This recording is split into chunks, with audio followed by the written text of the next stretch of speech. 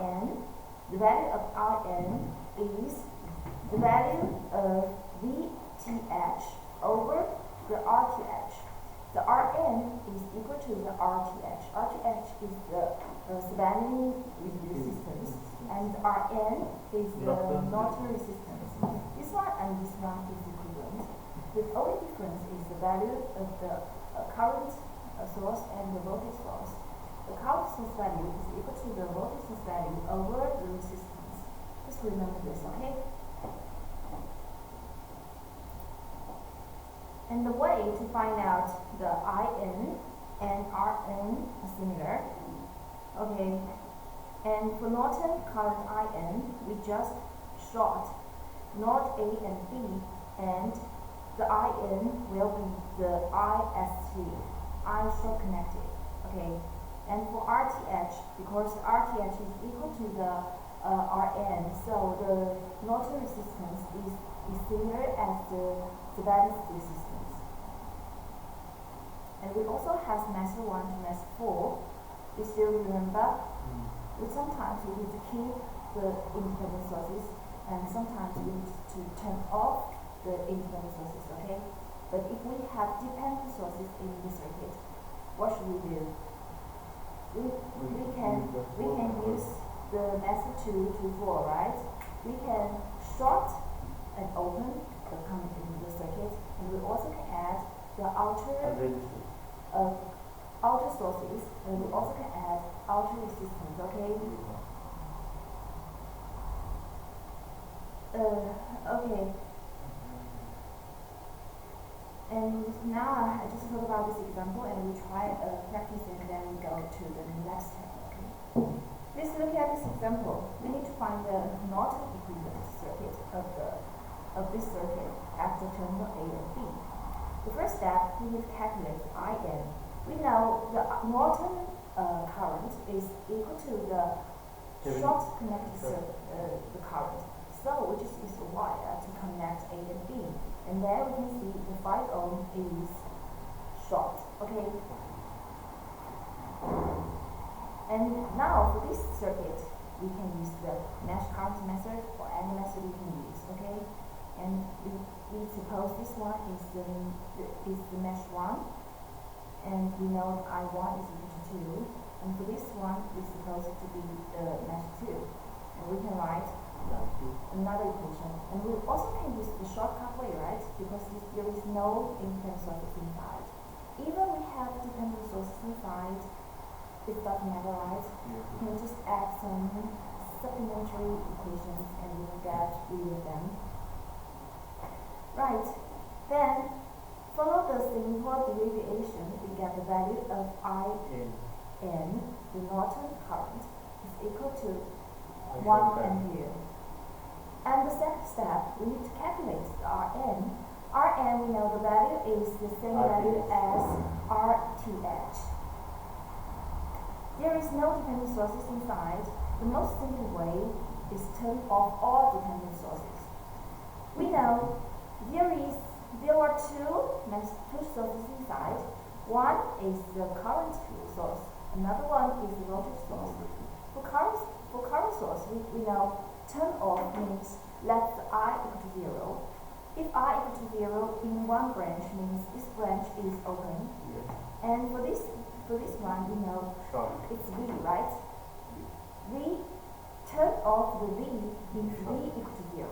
V equal to 0 means short. Okay, so then this one will become a wire, and this one open. We can see this one. We have 1, 1, 1, 1, and connected to AB. So 8, 4, and 8 are in series, and then in parallel is 5 ohm, right? So our Rn now is equal to the 8 plus 4 plus 8, and in parallel is 5, and it is easy to get the value is equal to 4 ohm. And finally, we can draw a Norton equivalent circuit. It's like this one. Would you please tell me the Thevenin equivalent circuit of this one? Okay, yes, can you tell me? This for VGA is equal to 4 volt, and this resistor equal to 4 ohm. VGA is equal to 4. Because here inside this DC circuit. We have one resistance, right? Yes. Our R is equal to 4, right? And we know the Rn is equal to RTH. Yes. So in ceramic circuit, we have the RTH equal to 4. Yes. And VTH is also. And then we still need a voltage source, right? Yes. And the direction should be the same, the current direction should be the same as the voltage direction, okay? Yes. So here, the value of the voltage source should Four. be IN times RTH, RTH. right? Yes. So it's equal to, right, Four. to 4 volts, okay? Yes. So you should be very, very familiar with the transformation of the current source in parallel with the resistance and with the voltage source in series with the resistance. Okay, you be very, very familiar with this one. And this one is also called accompanied source, right? And we also have an unaccompanied source. Okay, now we just see the example 4.11, and we just try to solve this one because this one has the dependent source inside, so it might be more difficult than the last one. Okay, have a try. Where is he? He's not coming. You don't have? Don't self-study. It's so cold last week. It's so cold. It's not. Not The so, reason. but it is cold. Okay. Right. Have a try. So do you remember the first step? What should we do at the first step? Find that page. VTH is fine. So our purpose is to find out the VTH, but here we need to find ITH, right? Yes. Because this one is for Norton. We need to find IN. Yeah. The first step, find IN, and the second step, find RN, right? Yes. So what is the value of IN? Where we can see here, we have dependent source inside, right? Yes. So we cannot just turn off the 10 right? We cannot just turn off it, and we need to short the A and B.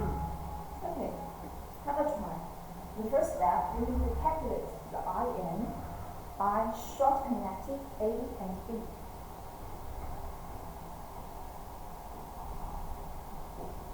I don't know.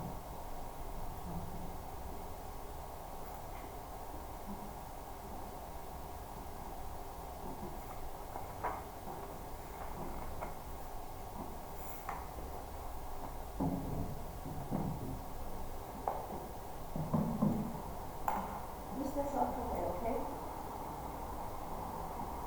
Because the shortcut is more quick, I think.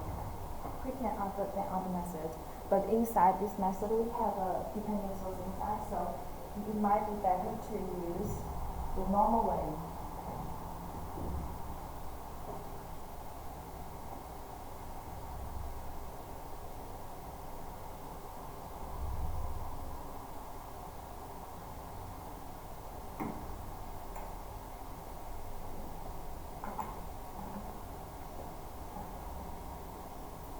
This is the KCL law. This is the normal way.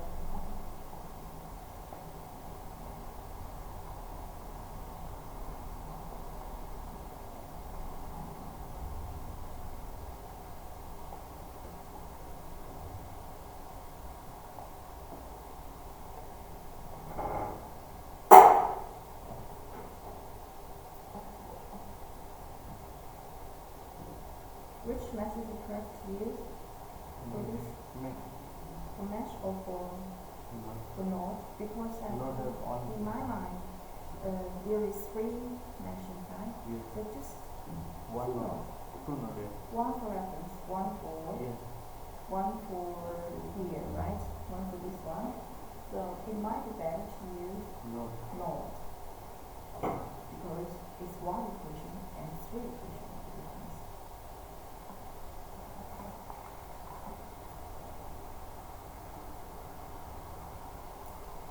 If we use the not voltage method, we can just write one equation and add another equation for Ix, then we get rid of them. Right? Clear? Because we get another equation for this one and we solve it. Okay, have a try and then have a look at the results.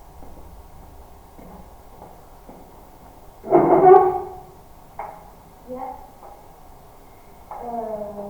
But it is better to say 0 because this one is a reference, okay? So sometimes we suppose reference one is 0, so this one is connected. The connected to magnetic terminal of one source. So generally we connect the elements with one terminal, and then after this one is 0 to 1, right?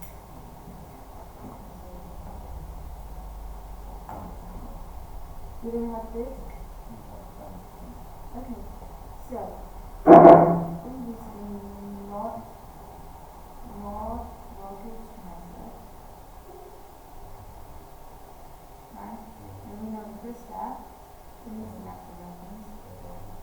And normally we take the magnetic terminal of voltage source as a reference. So we set 0 to 0. And next we set the V1. V1 the not voltage, not voltage. This one has 1 more, another 2 more. 2 more. Okay. Then this one is V1 and we write AC regulation. V1. Okay. So the current go inside into here is voltage. Go inside into this voltage. Go inside into this voltage. So you just made it like that. Okay. And this line, just remember, this direction is here. Rx. Okay. So look at this figure. Because all of the direction of current is labeled on this figure, so you don't need to suppose to assume any other.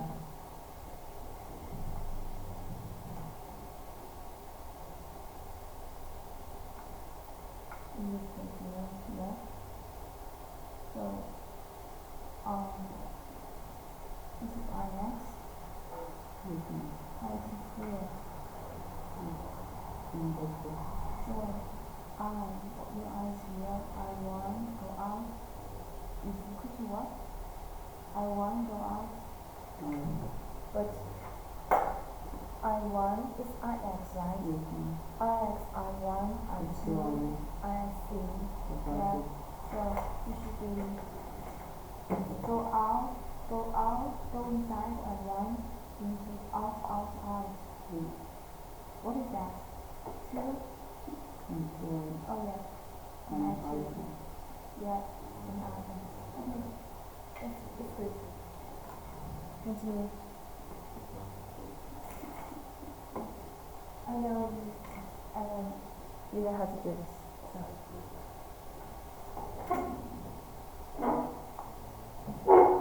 Clear? Let's place the order. Or you know voltage method, remember? So you know voltage method, you have steps, right? The step 1, get the reference.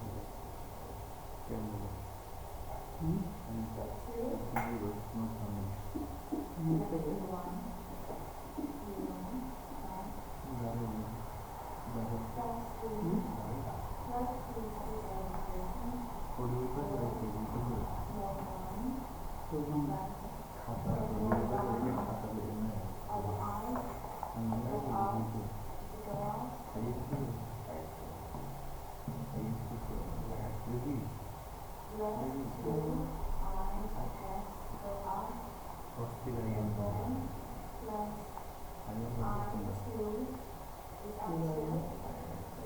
একটা filter সবগুলো জানতাম Plus I2 plus I small I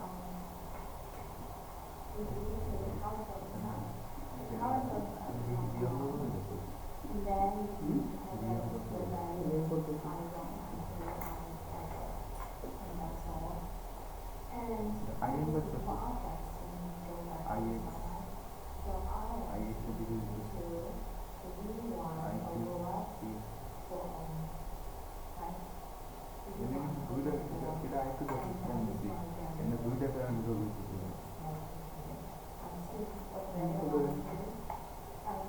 তো circuit এটা একটু legal circuit circuit বোর্ডে এটা কিছু করে দেওয়া ওটা লিগ্যাল সার্কিট না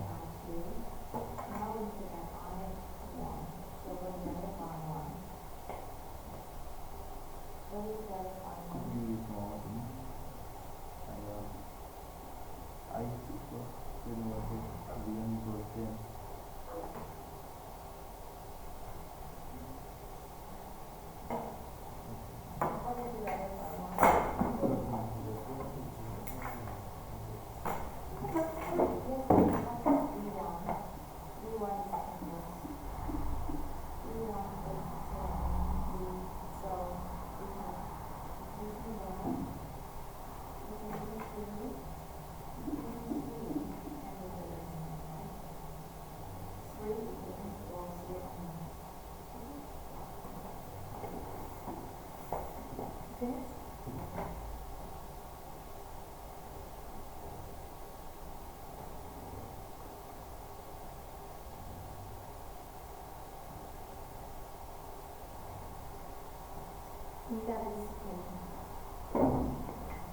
Okay, let's look at the screen. I think most of you already finished step 1. So at step 1, we use the KCL for the node 1. We know the current on inside is equal to the current on outside. Okay. So the I1 is equal to the IX plus 2IX plus I2. Here we know the Ix is equal to the V1 over 4. So it's 2.5 ampere.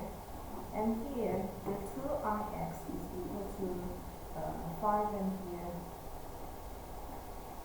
Why? Because we know the Ix already, right? Yes. And then we know the I2. I2 should be 10 over 5 equal to 2 ampere. Then we can calculate that value of I1. So the I1 should be 9.5 ampere. Then I1 is equal to the ISC. You know, we take the node B as the reference. We know the Ix, the current going inside is equal to the current go outside, right? So the Ix plus the ISC is equal to I1. Then we get the value of Rn. The Rn is equal to ISC is equal to 7 ampere. This one is for the step 1. So the step 2, we need to calculate Rn. Okay, continue.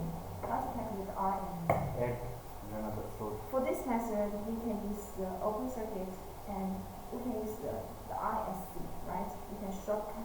We can use the ISC over the VOC. But no, for this one we cannot use that, because it has dependent source. So we add an outer. Short circuit. We can use open short circuit method as well here. If we open it, the voltage is what? So we have this one here. So the open circuit VOC, we cannot use this one and this one. We add out sources method, and then we add outer resist method. And here we try the last case. Continue. We try the last case. We add 1 ohm resistance inside. But we have to try.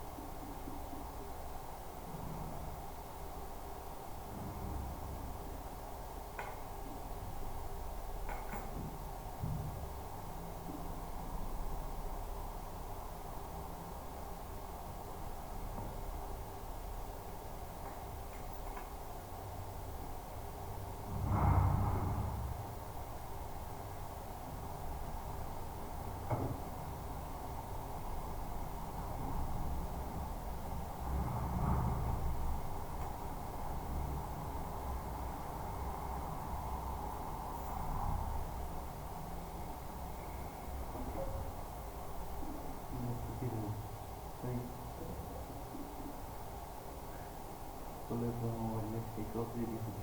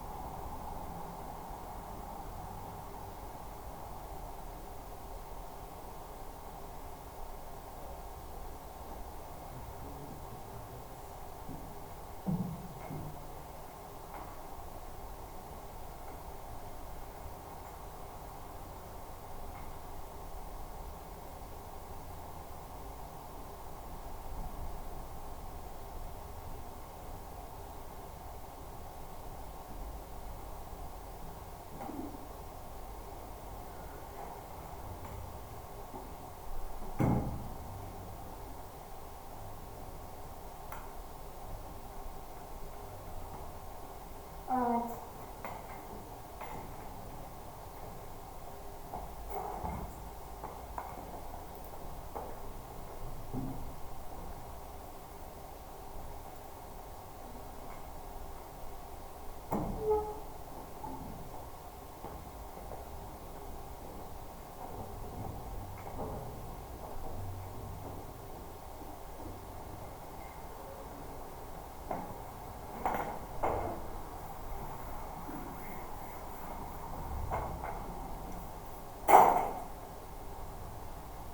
Okay, please look at this one.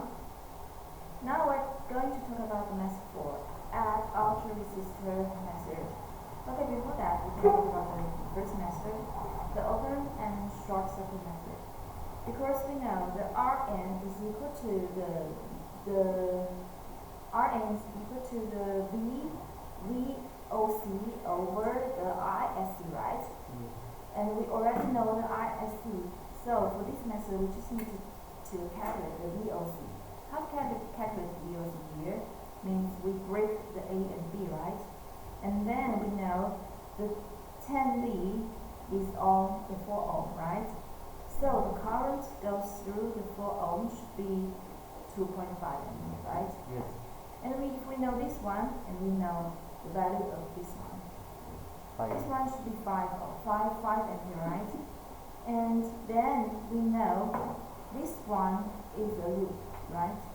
So the current goes through the 5 ohm should be 5 ampere, right, as well. So the voltage on this one should be this side plus this side minus, should be 25 volts, right?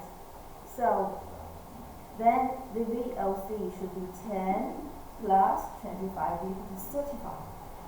Clear? And then we use the VOC is equal to 35 volts, and the ISC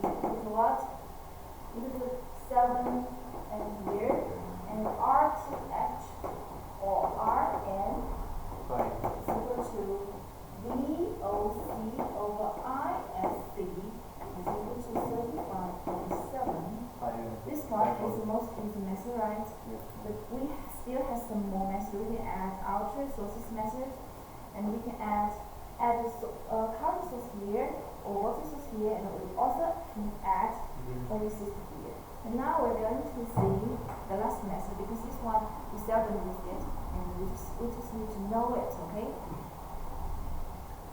For the last method, we need use the add outer resistor method. We know the Norton equivalent circuit is like this one. This one Norton current, and this one Norton resistance, and this one the load. And we use the current deviation. We know the current goes through the RL should be another resistance over the sum times IN. Clear? And then follow the derivation, we can get the value of Rn. Rn is what? Is Norton resistance, right? The Norton resistance should be this one. And if we add the RL, and we need to calculate the IL, and then we calculate the Rn, which is this one. So for this circuit, and if we have 1 ohm here, we use the mesh current method. 1, 2, and 3. And we get 3 equations as well. And inside here, 1, 2, 3, 4 equations.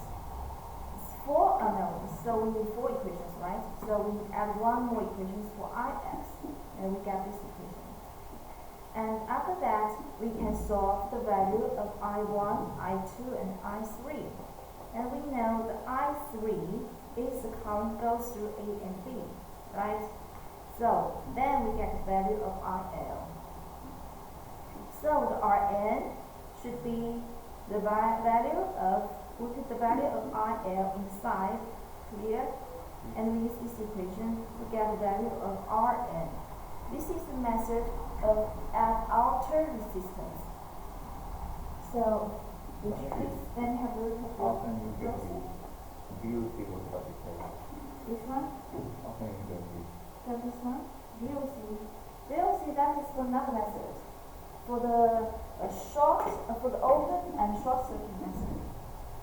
This one. And you're not clear with this one, and you can answer with this. If we open this A and B, and the loop will be 4 ohm, right? And 10. Here, and this side we get another one, and this is the junction. This side we get a current source, 2 Rx. Here we get a 5. Clear? And if we open this one a loop, but they didn't affect each other, because the current go inside, go out. The current go inside, go out. It's like this one and this one, so it doesn't affect each other. Okay? Yeah. Then we know the voltage on here, we can use Ohm's law, and we get the value of I, right? From Ohm's law, we know the current, the I, right? So that is here. The I x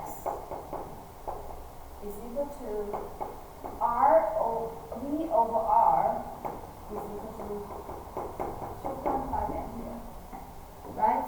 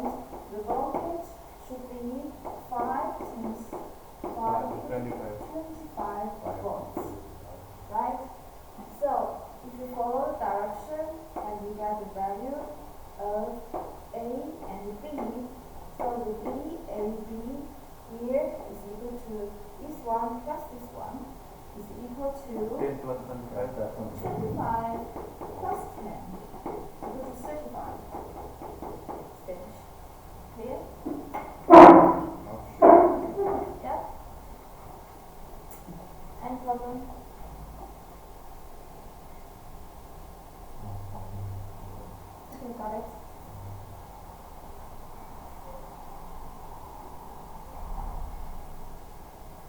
Clear? Yes, ma'am. And how about the next method? Okay. Don't look at the result. Try to solve it by yourself. Okay? And change, please. Change the RL to 10 ohm and have a try. Okay. Change the 1 ohm to 10 ohm and have a try. Okay? Now our RL is not equal to 1. Our RL is equal to 10. Okay? Have a try. And you change the value of RL. Okay? Quick, quick, quick. We don't have too much close. And I'm trying to finish chapter 7 today. I'm not sure. I'm not sure if it's possible. We can. Anyway, at least next week we finish the chapter 8. Okay? Before last week we finished chapter 8, so we go very quick through this one because the calculation of surrounding equations is really important for us. So I must make sure you know how to do this.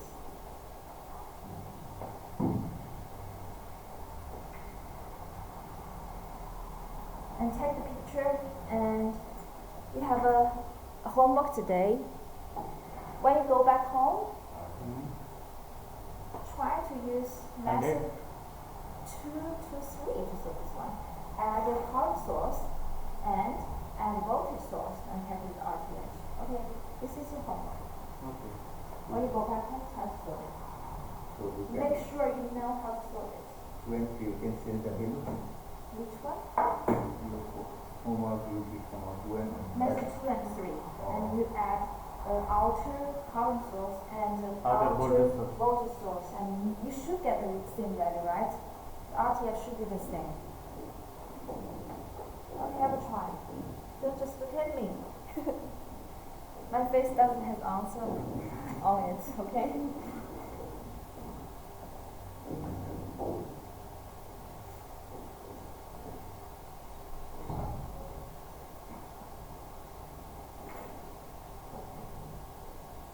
You can ignore those process, right? Just look at here. You don't need to care about those parts. Those part is a derivation for this equation. Just follow the step. Step 1, add something. Step 2, calculate something, right? Calculate what?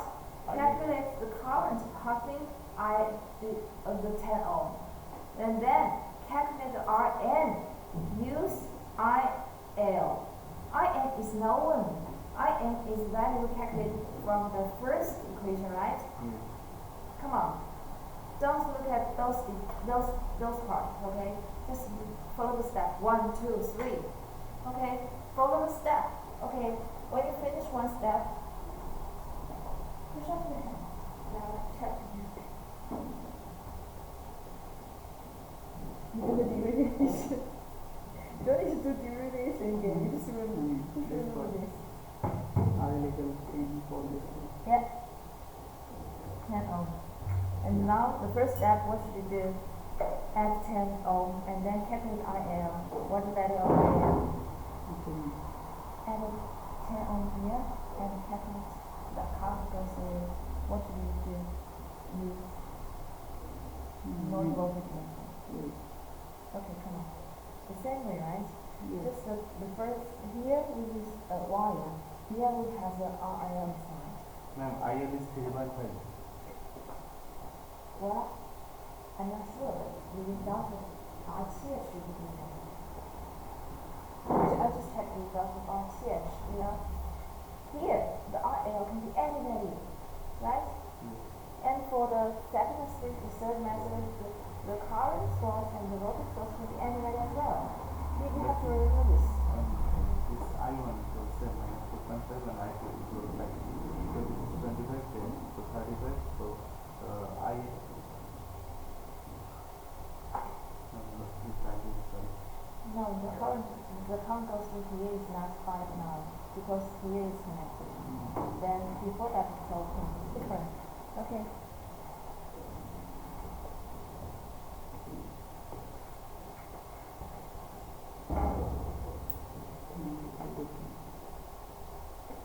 Need any help? Okay.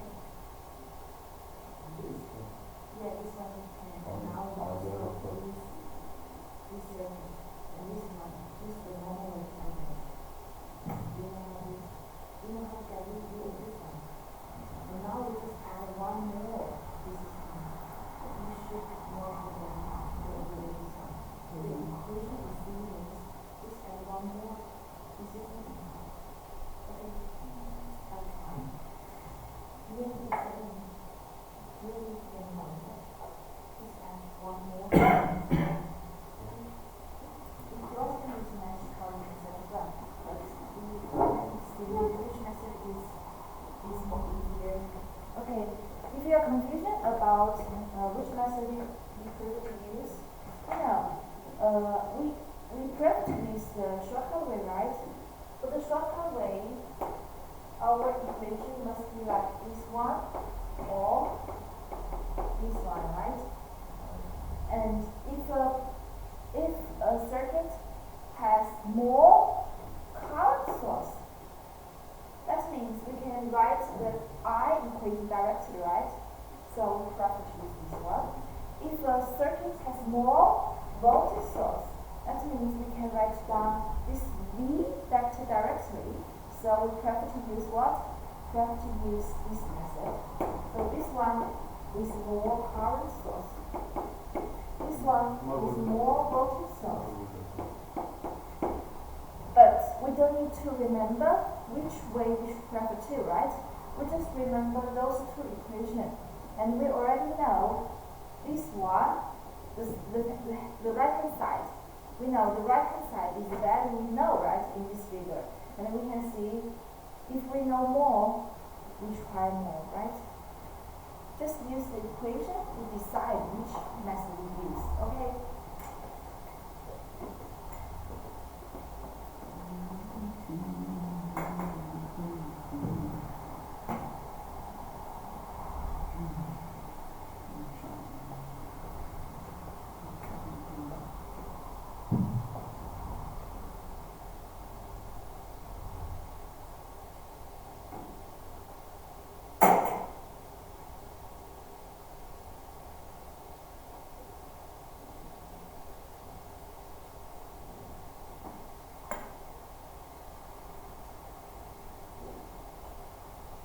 So if we change the value of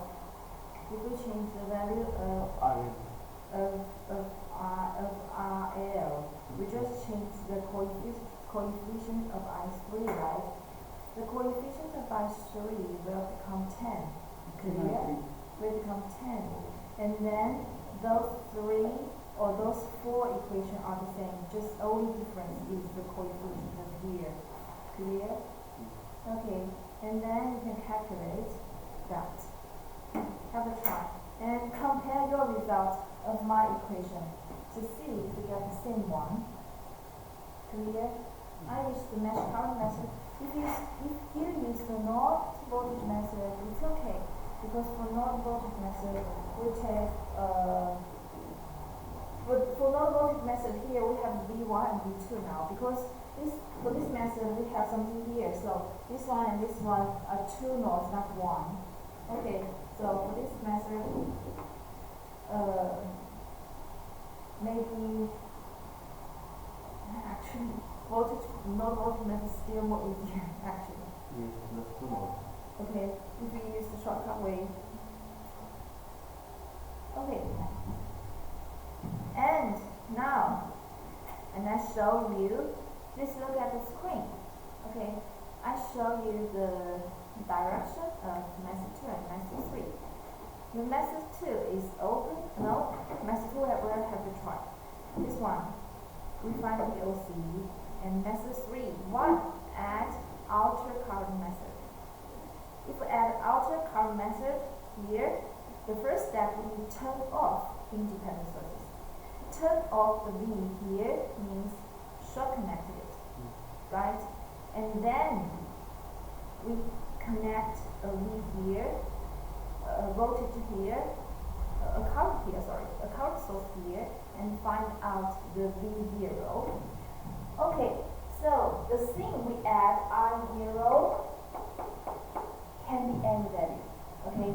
It can be 1 ampere, and it also can be 2 ampere, and it can be 3 ampere.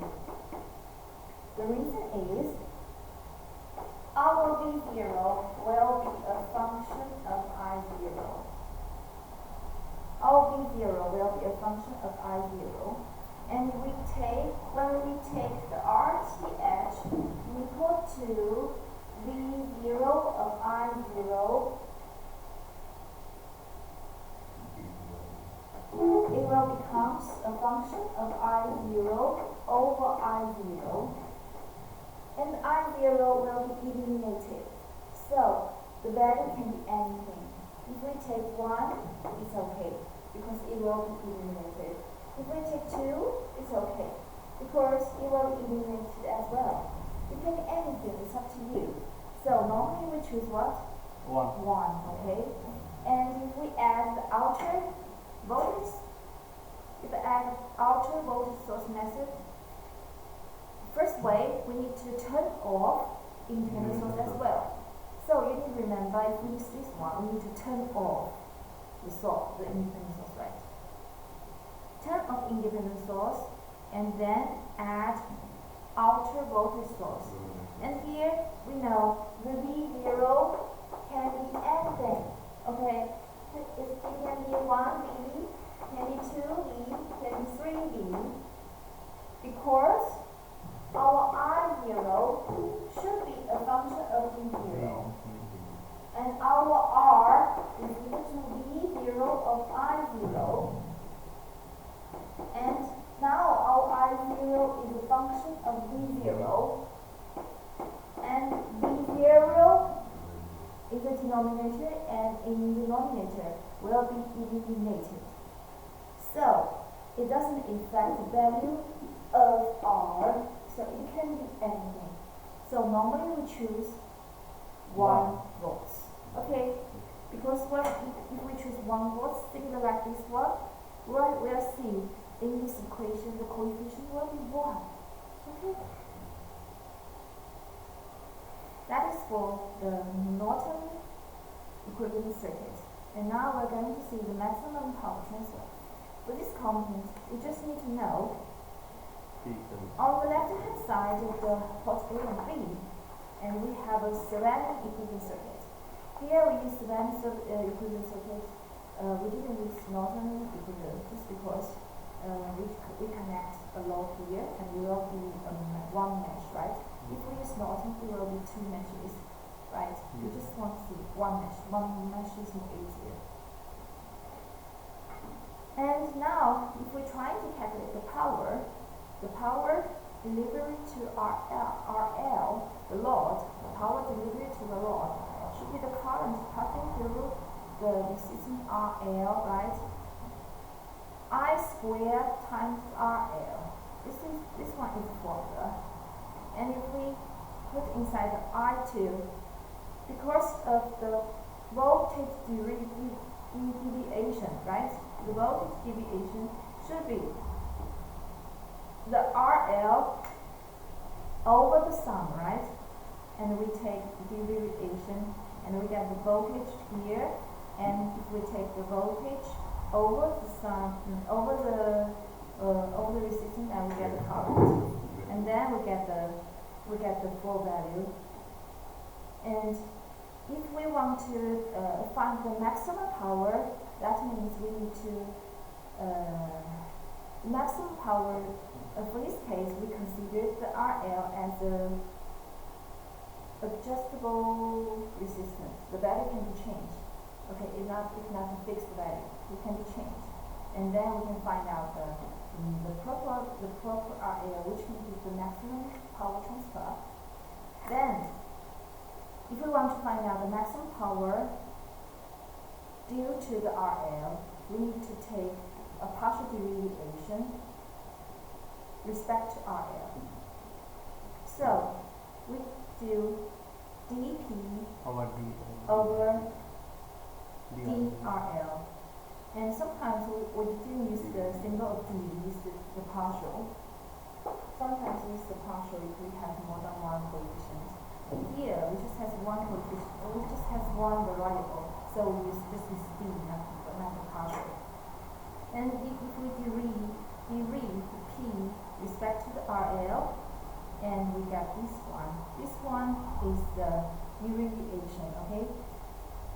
And we know the maximum P is on the value of this value equal to 0. So we just let this equation equal to 0, and we can find the relation about the RTH and RL. Because the VTH, we know VTH is not always 0, right? If we want this equation to be 0, we need the value inside here is 0, okay? And we know the denominator this one is denominator or not? Numerator. We know the denominator cannot be 0, so the denominator must be 0. Okay, so we get the RL must equal to RTH, just simply like that. The RTH minus RL equals 0, right? Here, this part. And we get the value RL equals to RTH. When the load is equal to the Thevenin resistance, the RL gets the maximum power. But here is the power transfer profile with different RL. If the RL is small, it gets small power. If it's going large, when RL is equal to RTH, we get the maximum power transfer. And if it's still increasing, the power transfer is going down.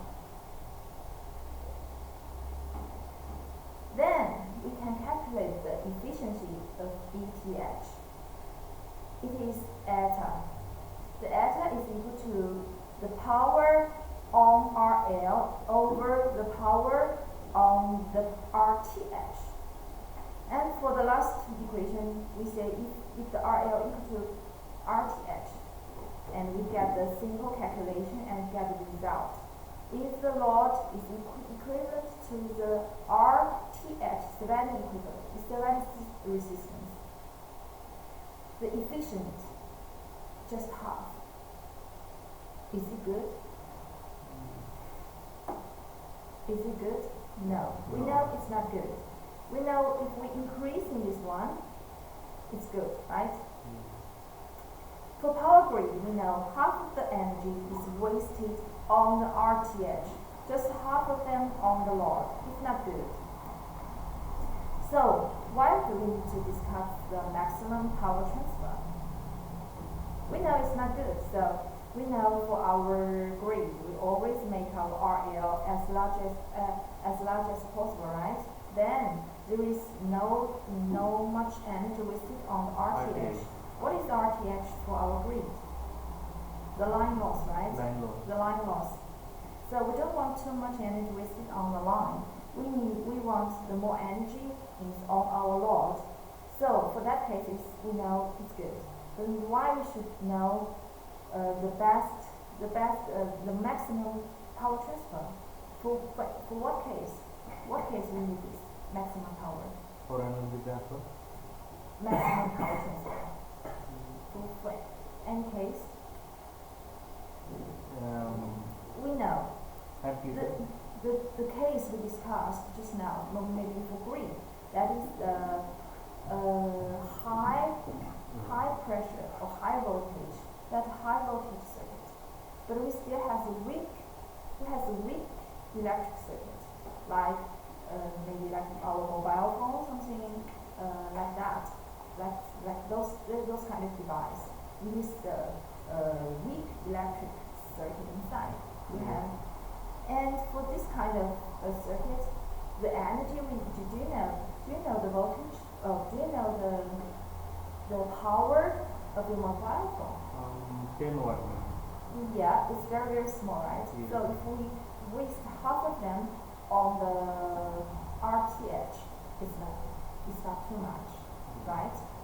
But if we have the maximum power transfer, the signal is the best. So for the weak electric circuits, like our mobile phone, or like roots, like those kind of stuff, those devices, we need the maximum power transfer to make sure our signal is the best. Okay, so that is the reason we need to calculate the efficient. We need to calculate the maximum power transfer, because for those kind of case, we need the maximum power transfer. Okay, now look at this practice. For this case, we have what is this? This one is a voltage control voltage source, right? We need to determine the value of RL and draw the maximum power from the rest of the circuit. That means we take those two nodes, right? And we will calculate the maximum power. Please look at the screen. Look at the screen, and I will show you how to get rid of those kind of practice. And we'll do a practice after this. So the step 1, we need to remove the outer branch, because the outer branch is the thing we discussed, right? So we just want to transfer those parts to a Sylvania equivalent. Clear? Yes. If we transfer it to Sylvania, we get the figure we showed before. Okay.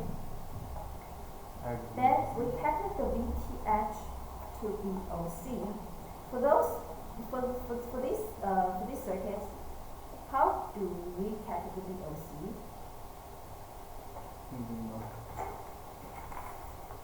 If we calculate the VOC, we didn't turn off independent source, right? We just calculate it directly because we have dependent source inside. Okay, and use the KVL for this mesh, and we get the 16 plus the 30 times the I equal to this one minus this one, right? And here we have a voltage control voltage source here. The controller is Vx, so we can get another equation, another supplementary equation from the Vx here. From Ohm's law, we get Vx equal to the 60 times I, and now we have two equations for two unknowns. Hello. Don't look at your mobile phone. Okay. How is Vx? Vx is equal to 60 here. Ohm's law. Oh, I don't know. Ohm's law, okay. And then we calculate the result, I and Vx. And our VC, we know our VOC is the voltage here. Okay, it should be the voltage on these two nodes as well. Of course, if this one is open, this one is open. Okay, it's not inside the circuit. Oh, okay, it's not inside of the effective circuit, right? It is open, so we didn't consider this one. We just consider those four elements, and we calculate the voltage on this node and this node and this two node. And we already know this one is 9V, okay, and we also know this one is 2V. So we get the VOC is equal to 7V. And the third step, we calculate the RTH. It is similar, right? We already know how to calculate the Sylvania resistance. So here, inside here, we have the 3Vx, right? So what method should we use? We already know the VOC, right? The most simple way is just short connected it, right? The most simple way is just short connected it, because we already know the VOC. If we just calculate the ISC, we just get a derivation and we get a result. And you can have a try. If we short connect this one, and it will become a two mesh circuit, right? And if we write 2 kVL equation, and we can get the value of those, right? we get the value of I inside this mesh and Yeah. I inside this mesh, and we get I of C. And now this one we use On. the third method, Yeah. and we add a voltage source here, because in my example I'm trying to use more method to show you the process to get the value of Savannah resistance, right? So before, in the previous example, we know method 4, right? Yes. And we know method 2 and 3. method 2. And here we try method 3, Three. okay? And we can use the mesh current method, this one and this one, right? And here we have 1, 2, 3 unknowns. So we find another equation for Vx. Also, the Ohm's law, right? So 3 equations for 3 unknowns, and we get the result. Now, generally speaking, when I get this equation, I didn't use my hand to calculate it. I just opened the MATLAB. So I don't suggest you guys to calculate it in your life, but you know how to calculate it in the exam. Yes. Okay, in our exam, we don't have MATLAB with us. We have the calculator, but most of the calculator doesn't have the function to do matrix function. Okay, your calculator has the function, but in our exam, a calculator with this function is not permitted. Is not permitted.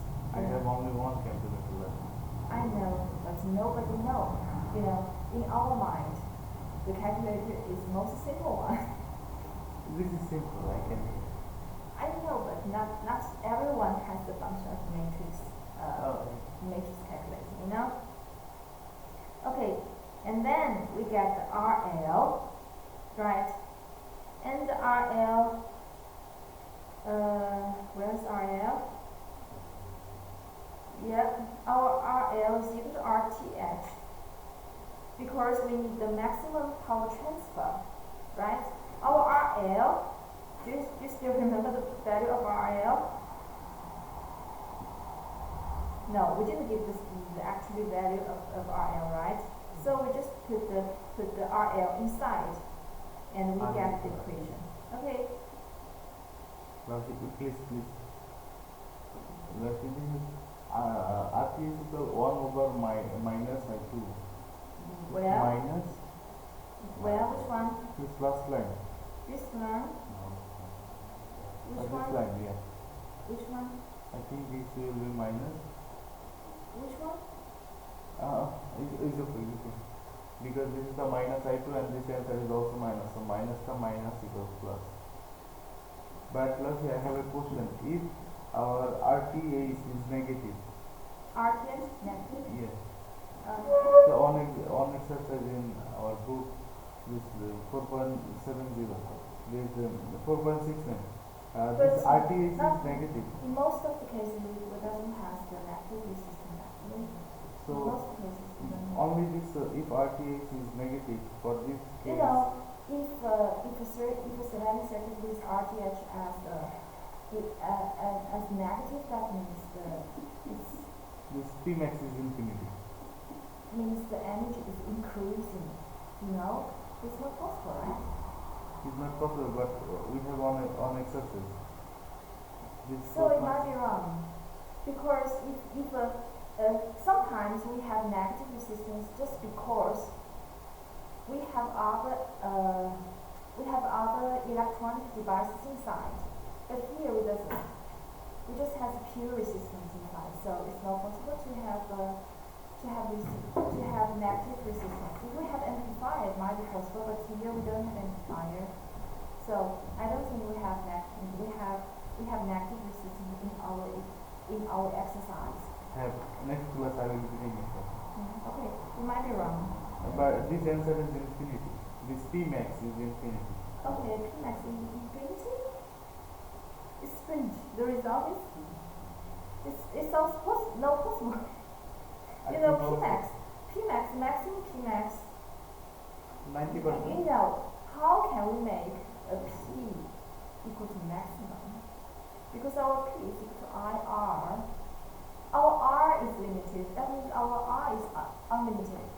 Is an unlimited I is a dangerous thing, you know. It's not possible. I know what you think, but you know what is P? Last time you after the demo, is if we get RT is negative, so RT is equal R because RT is less than V. If this one is a pure resistance, it's not possible. You know, this one we have the source here, and we have the RTH here, right? If RTH is maybe like minus 10 ohm, that means the energy is increasing. How can it be possible for a pure resistance?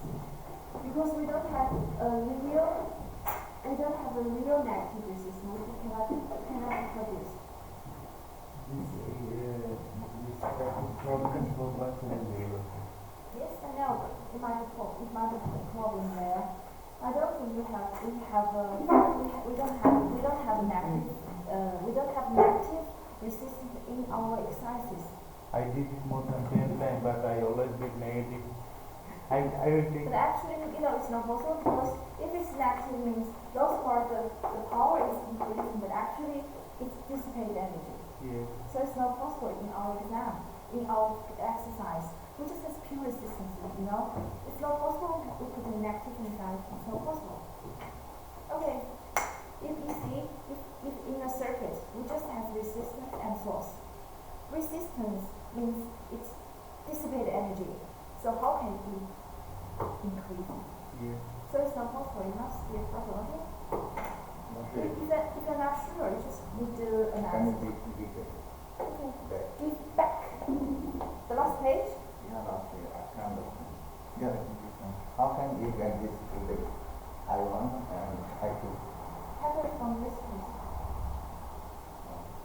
3 equation, 3 unknowns. It must be solved. Okay? No doubt. Okay. If you didn't get the answer, try yourself. Didn't get the answer, try yourself. For me, I'm trying to use the method. I draw a matrix for the left hand side, and Ix, I1, I2, Vx, and then the coefficient may be constant, and then I get the result. Clear? Move off the constant to the right hand side, and move off the part with unknowns to the left hand side, and turn it to the matrix form, and use MATLAB. Put the A matrix inside, put the B vector inside, Just and instant. our X is equal to A inverse times B. Right? Okay, clear? The next class I will take it because this is the problem thing. I did it lot of times, but I get always this negative resistance.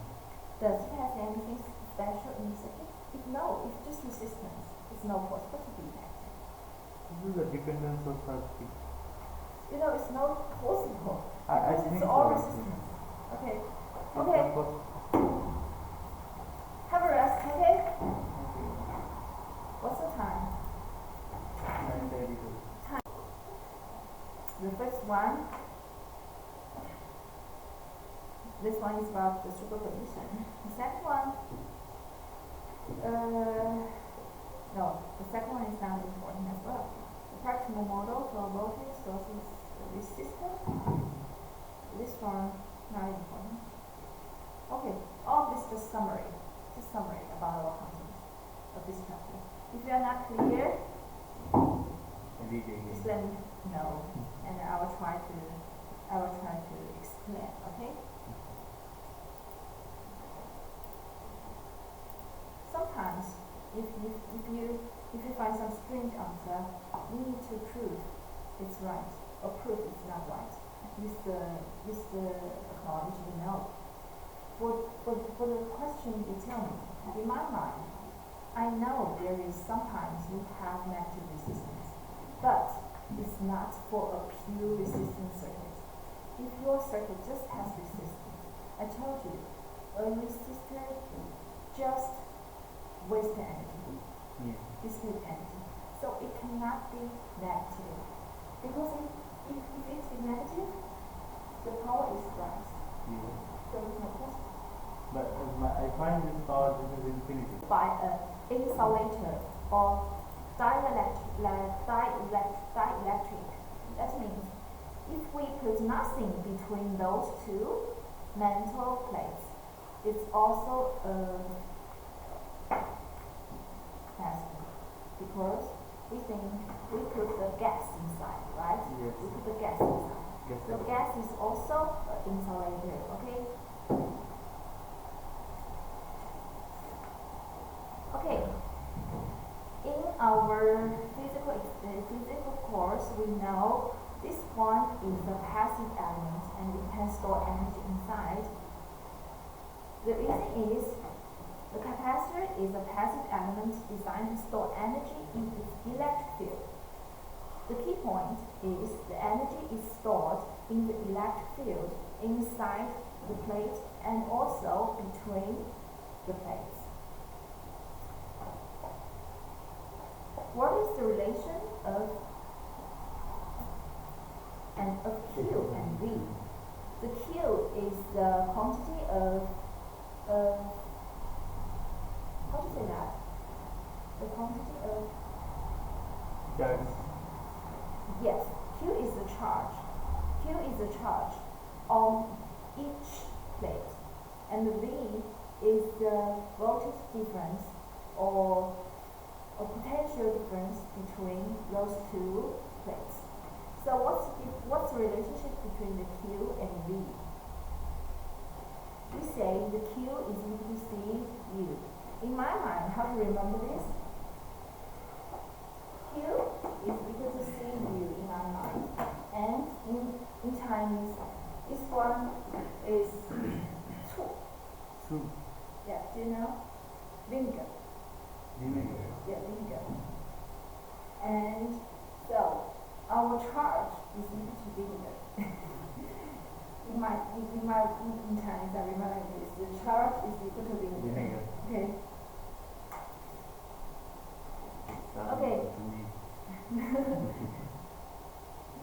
The capacitance C is the ratio of the charge Q on the one plate of a capacitor to the voltage difference V. And the voltage difference is also called the potential difference, right? Yes, sir. And the unit is farad. And the farad is equal to 1C over V, and this one is unit transfer. And please notice, the capacitor C is not decided by the charge and the voltage V. It depends on what? It depends on the physics dimension of capacitor. If we change the Q and V, it doesn't affect the value of C, Sure. because the C is dependent on this equation. Our epsilon is the permittivity of the dielectric material between those ones. It is the permittivity. And A is the surface area, is the area of this one. And we know from the equation, if the epsilon is raised up, our C is raised up. And if the area is raised up, C is our raised C up. is raised up as well. And here in the denominator we have D. D is the distance between those two plates. That means C is down. if we try to push away those two plates, and the D is increasing, right? If the D is increasing, the C is going down. Okay? And similarly, if we push those plates close, the C is increasing. Okay? It is easy to learn, because if we put something together, we know the pressure is increasing, right? Yes. The pressure increasing, the C increasing. If we drag it away, C C the distribution. C is going down.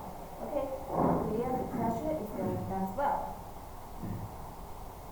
So, you should notice the farad is a very, very high unit. And so generally, we use the PF, P farad, Picofarad. and N nanofarad. farad. N is 9 to the power of minus 9. And mu is 10 to the power of minus Microfarad. 6. And the capacitive symbol, that means in our circuit, what it looks like. This equal. Capacitive symbol is like this one. Okay, 2 bar with the same length. Okay, and here we can notice we say the capacitance is a positive element, right? So generally our current is going inside into the positive terminal, right? And for this case, we see it's this one is the passive element convention, and this one is the normal capacitance we see in our life. It looks like a small, very, very, very small. How to say that? If we drag something we use to wash our clothes, what's that? This one. And we'll figure it. You can please tell me the English. What is the brush? Where is the brush? Here.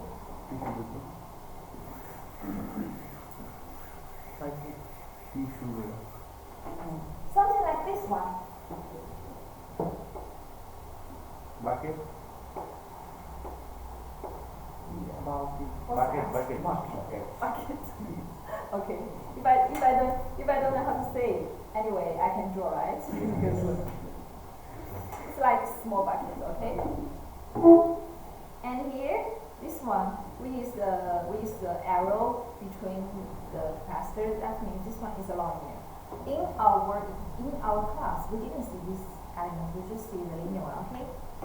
And the nonlinear capacitor looks like this one. Okay, it's a little bit different. But this one is a common one. Is a normal. Is a common one. Okay. We can see some of these, in the circuit board. Okay. How is the different? It's a variable. This one is variable. Yes, this one is very low. You can sense this the Okay, now we're going to see the volts and ampere relation. We know capacitor is look like a battery. Super capacitor. capacitor it looks like a battery, but it's not. Not a battery. It's not battery. Because the battery is the source. It supplies energy, but the capacitor it stores energy and it can release energy, but it doesn't waste energy, or the energy is not dissipated on it. The source will deliver energy, will always deliver. Source always deliver energy. But source can be charged sometimes. But why we don't use this? Capacitor is also like charge sometime.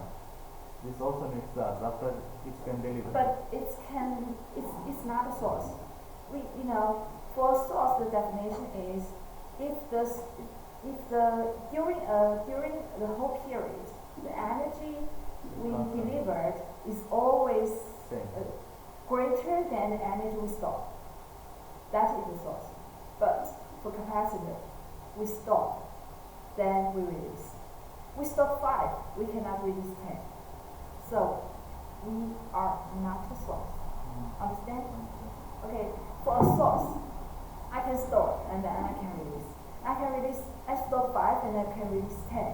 I can release 20. But for a capacitor and inductance, I can store and I can release. And I store 5 and I release 1, 2, 3, 4, 5. But cannot 10. Okay, that's the difference. Clear? And the VA relation of the capacitor is Q equal to CV, right? Did you learn this equation? Yeah. But it's not a UI relation. We focus on the UI relation. You know this one, but do you know the UI relation? of C.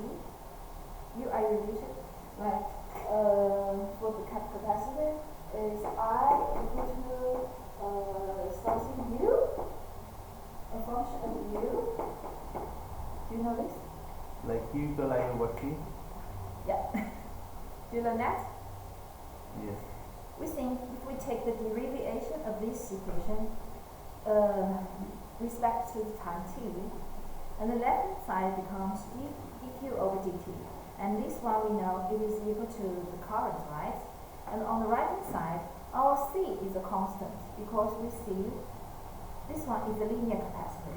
So it doesn't change with time. So it can be a constant. And then we just do the derivation of V. Our dV over dt is like this one. So our VI relationship is like this one. It's like a slope. This axis is I, and this axis is dV over dt. And if we integrate this one, integrate this equation, and we get the V. Our V is equal to our I, and we integrate it from time t0 to 10 over C. C is our capacitance, right? And here, we just need to know, we need to add an element. This element is the initial value of our V. The initial value of volts on capacitor. That's the difference because we know the capacitors can store energy, right? Yeah. If it has stored energy, it must have voltage on it, right? So the initial value can be 0, and sometimes it cannot be 0. Okay, so it's regarding to the initial state, if it's charged or not. Full charge or maybe partially charged. Okay.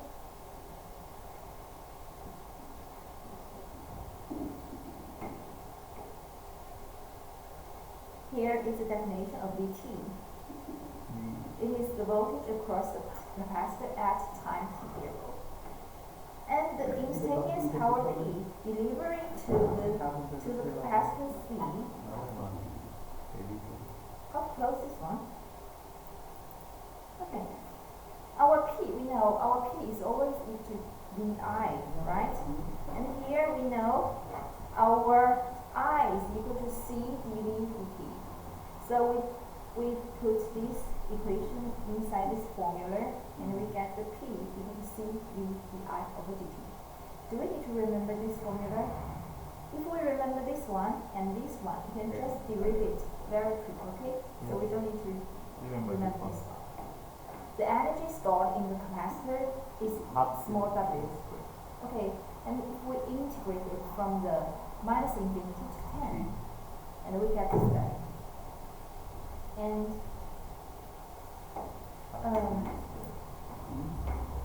this part, let's have a look. Here we have dV over dt, right? And this one, we can remove this one into the d tau, okay? And then the upper bound and the lower bound is changed as well due to the dV, okay? Yes. So if we change the d, we change the bond. Yes. Okay, clear? And then we derive like this. We get the result. Yeah. That is the thing we need to remember. W is equal to half CV squared. Okay, because our V minus infinity is equal to 0 because the capacitor was uncharged at t equal to minus infinity. T equal to minus infinity, maybe if the t is big, if the t is big enough, we can see, and maybe we just produce it. Okay, so it has no energy stored inside. So our W is equal to half CV squared. This equation we should remember. It's easy to remember, right? W is equal to half CV squared. Clear? And here we see our V is equal to Q over C. Vinegar, right? Still vinegar. Okay. So our W is equal to Q squared over 2C. Okay. If we know the value of C and V, okay, sometimes, okay, in the practical case, sometimes the given element, okay, sometimes the known element is the V, okay, is the voltage difference, and we use this one. But sometimes we don't know the voltage difference. We just know the charge on the plate. Then use this one, right? But if you remember this one, and you can derive this directly. So this equation we need to remember, and this equation we need to remember as well. So keep it in mind, okay? Now we are going to see the test sign convention. The current goes inside from the positive terminal, and from this time we know the capacitor is charging, right? The charging, it receives the energy and it stores energy. And when the direction of I change to this side, it's discharging. The capacitor is deliver power and release energy. Those are two states of our capacitor.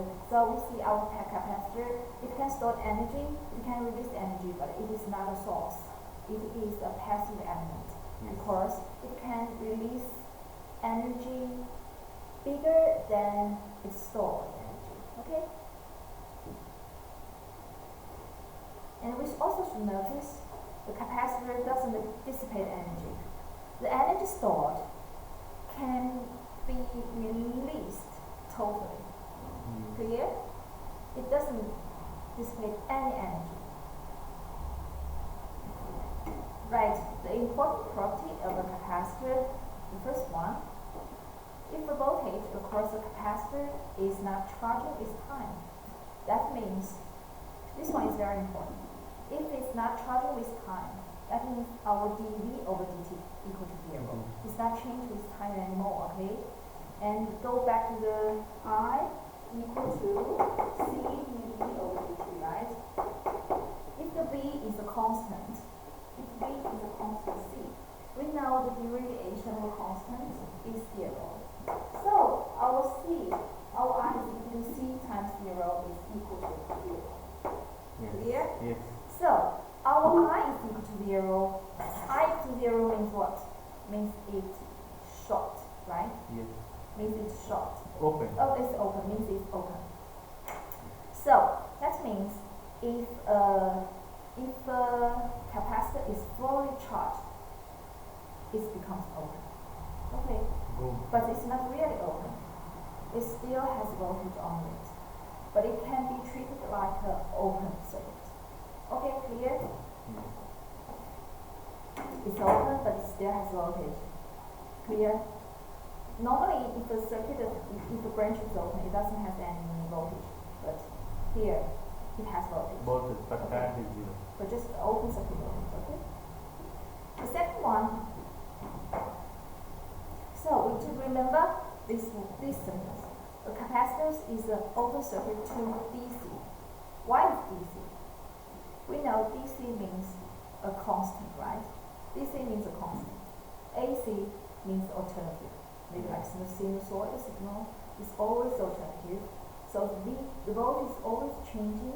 So dV over dt is always not equal to 0. So if the activator is the AC, our capacitor cannot be 0, cannot be open, okay? It's always a charging, release, okay? So we say a capacitor are used to block the DC signal passing the AC signal. Clear? The second one, the voltage on a capacitor must be continuous, cannot be changed abruptly. This one is another important properties.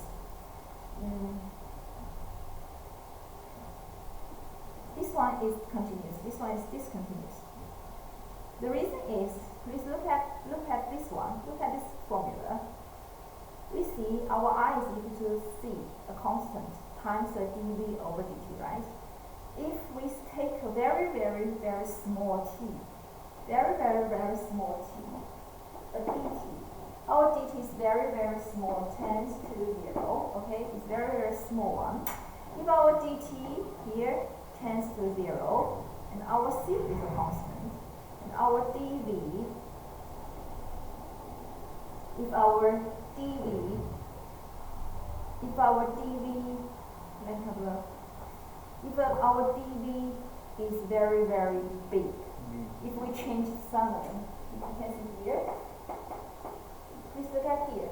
If something changed suddenly, okay, that means in a very, very short dt, Yes. the value of dV from here to here. Big. This one is big, it's very big, right? Or you can say it's a big constant, or maybe just constant is okay, because our dt is very, very small. A very, very small dt, a very big dv, and a constant c means our I will be very, very, very, very big. That's a very, very dangerous case. So we say the capacitor cannot, the voltage of capacitor cannot change suddenly. Okay, it's continuous. It's always like this case, cannot be this case. Because in this case, our dV will be very large. Okay.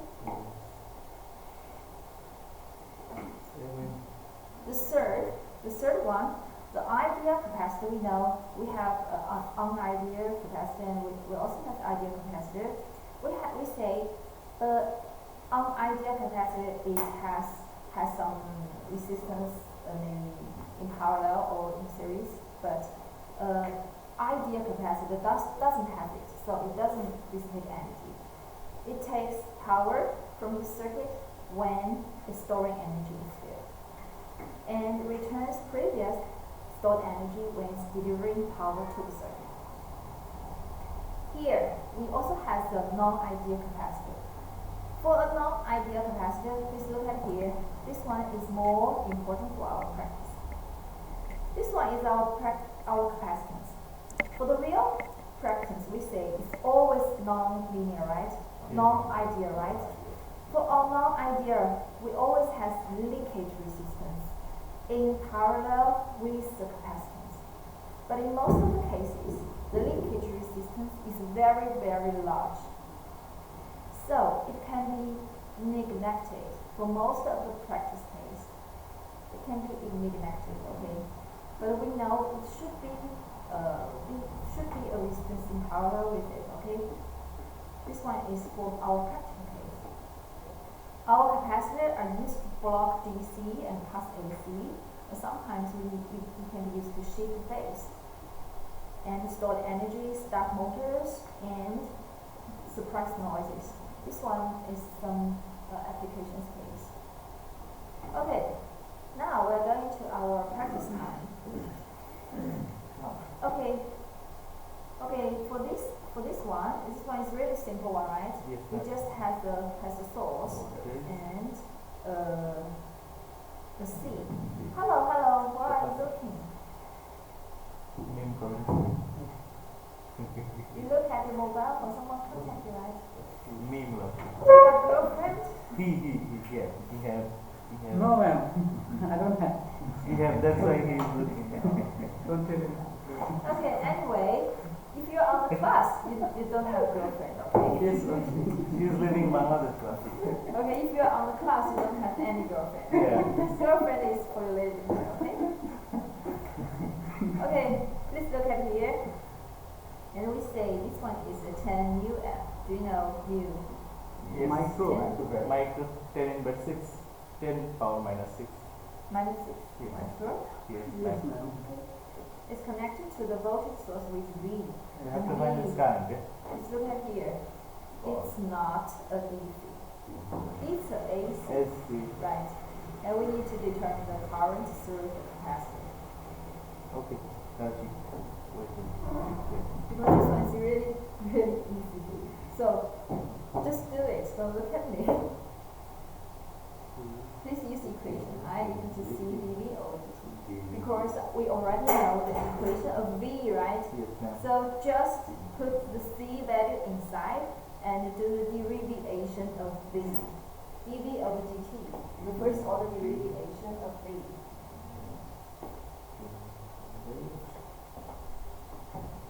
I think it is hard to finish chapter 7 today.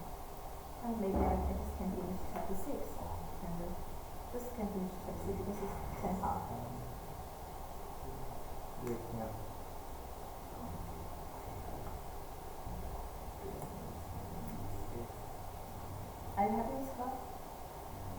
think I teach too slow.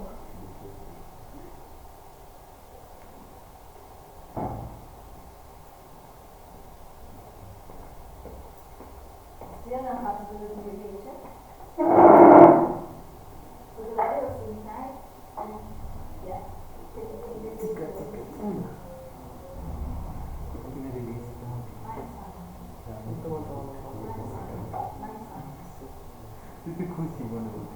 Let's finish. I'm finished? Yes. Okay, I show you the results. You compare results with the results. Easy. Okay. Yes. You compare the results. Yes, ma'am. The same. Okay. So, for this exam, for this practice is really easy. Just test your guys how to take the derivation, right? Yes, ma'am. So the cosine x, the derivation cosine x is equal to minus sine x, right? But the sine x, inside the bracket it has 200t, right? So Calculator. the constant should be, which is times the constant 200. Okay? Yes. And then we get the result. This one is a really easy one. Just take care of here. Our sine x,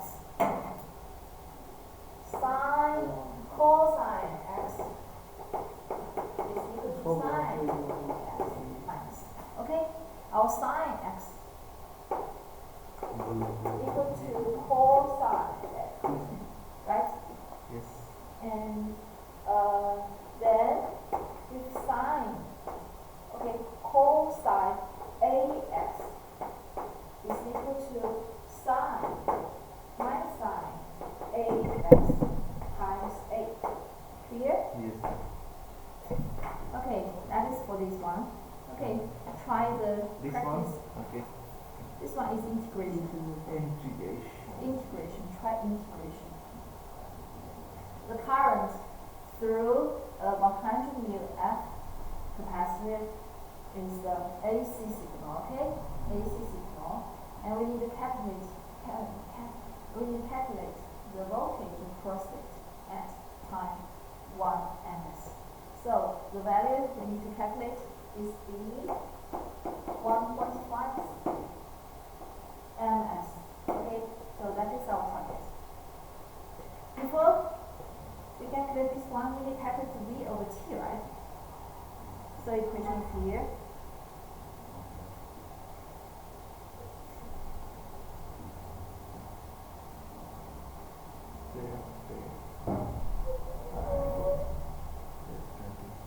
Our V cannot be changed abruptly, so we have this one integration.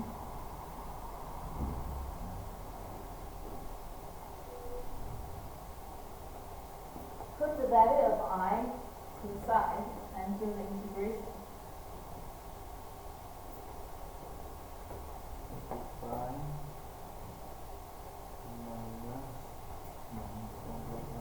These things are about math, but you still need to do it. In our math lab, we can calculate it very, very, very quick, right? In our math lab, and we put this one inside, put the integrate bond 0 to 1. inside, and C inside, BT inside, and we get the result. Just one click. It's equal to this. Because now we have our V0 equal to 0. So we just do the integration of the first term, for the first part. 1 over C is 10,000, and IT inside integrate from 0 to 0.001. 11001, and this integration should be this, okay? The integration should be minus cosine something over something, and integrated from 0 to 0.001, and we put the value of the upper bound inside and minus the lower bound inside, right? And we get the result. Okay. Please look at this practice. This one is a similar one of our homework. This one one is it's not a continuous. It's not a continuous equation, right? Our I is we have to separate. We have to separate field. One is 0 to 2. It's like this one. For this This part 0 part, to 2. we have one equation Yeah. like this one. It's a random equation, and for this part is constant. For first part, the answer is 1. And we need to use the similar equation, right, to calculate our v, right? And our This is like vt0. How to get our vt0? the first one. The first. Yes, because our t, this one is our t, right? So if our t equals to 0, and we got to get this one, right? But this one is our I. This one is our it, is not vt actually. Let me have a look. When t is equal to 2 ms, t0 equal to 0. 2 ms. T0 why? T0 is equal to T not equal to this initial position value. it's not like this. When t minus 2 ms, right? T0 equal to 0. It's a problem, okay? And from the figure, we can observe that v0 equal to 0. It's a problem because in this figure, this one is I, right? Yes, but This one is I. I equal to, let me have a look. I equal to c dv over dt.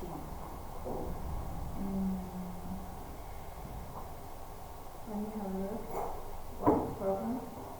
We cannot observe v0 equal to 0. V0 equal to what? 1. V is equal. Combination from 0 to 2. 50t. So 50 over 2 is 50 over 2 times 100 millivolt classic 100 million? millivolt. Our V? Yes, minus. Are you sure? Yes. We compare the result? Do it now. Because this one is the one practice with the same one of our book. So this is 100 millivolt. D1. I mean this first equation 50t. I know, how can you get to V0? Where did you get to V0? On the figure is another D not equals 0. V0? Actually, when this t equals 0, this d equals 0. But Here is I. Yeah, the thing is I. Do you have another figure? Do you bring your book? Well, they didn't give us this book. This I mean But this. you have the software. Oh, Software I have. version. Software version. I have. Okay? problem. Not the problem. I can only 5t and 100. What? Where? 50t and 100. I This equal one? From the equation. This one is the formula of this figure. This one is the equation of this figure. You put the value inside the value I. It's given. But it doesn't give us the value of V actually.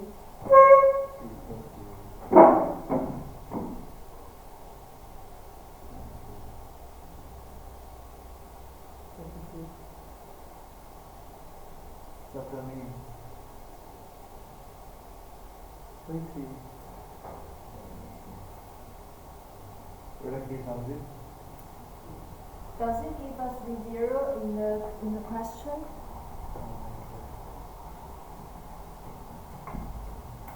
Look, the question is 6-4.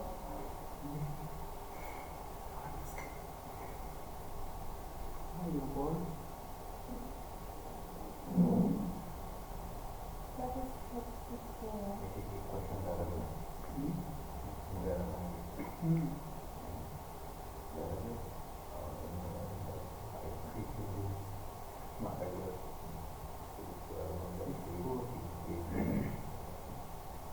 still have a development. I know, it says it's on chart. Inside here, it says this one is the initially uncharged capacitor. Initially uncharged means V0 is 0. So it's not observed from the figure. We say the question told us the V0 is V0 because it is uncharged, okay? And then we can put the V0 inside here and put the value C inside, and our IT now is 50 T inside, and do this integration, okay? And after integration we get the value. Then please look at here. The calculation is not important for me, but important for you guys, okay? If you didn't get the right value of this V, you cannot get the right value of here, because our V here, our T, okay, we need to put the right T inside to get the V2. We need to put the T equal to 0.2 inside and calculate the V2. Our V2 is here. So here we should say this one is V2, okay? Please look at here. Should be V2 ms equal to this one. And then we get this one. And then from the T minus 5 ms and greater than 2 ms from this period, and T0 equal to 2, and from the last equation we get this one, and then put the C inside. Our I now is 100, right? Yes, ma'am. And our VT0 is V2. Put it inside and get the value. But for this kind of case, we should know, for first step we need to find out our VT0, right? So that's the reason I say why we get this one. We cannot observe it from the figure, right? But we can observe from the Initial. from the question, because it said it's initially uncharged, right? And then from the V2 we need to calculate it, right? Calculate from this for this period, okay? And the T0 is different and VT0 is different, okay? And this one is the second practice. And here, now, we know our source is a DC source. It's a 50 volts. And we need to find the energy stored in the capacitor, those two capacitors. Okay, have a try. Okay, before we do the analysis, we should notice here we connect a DC source, right? And we know the capacitor will block DC signal, will pass AC. It's block DC means if it's fully charged, it will be open. Okay? If it is fully charged, it will be open. And it will change to this circuit, right? And if like this circuit, we say this one is really simple one, right? One source and 3 resistors in series. And we can calculate our I, right? Just the V over R, right? The R is the sum of all resistance, right? And we get the value of I, which is 0.005 mA.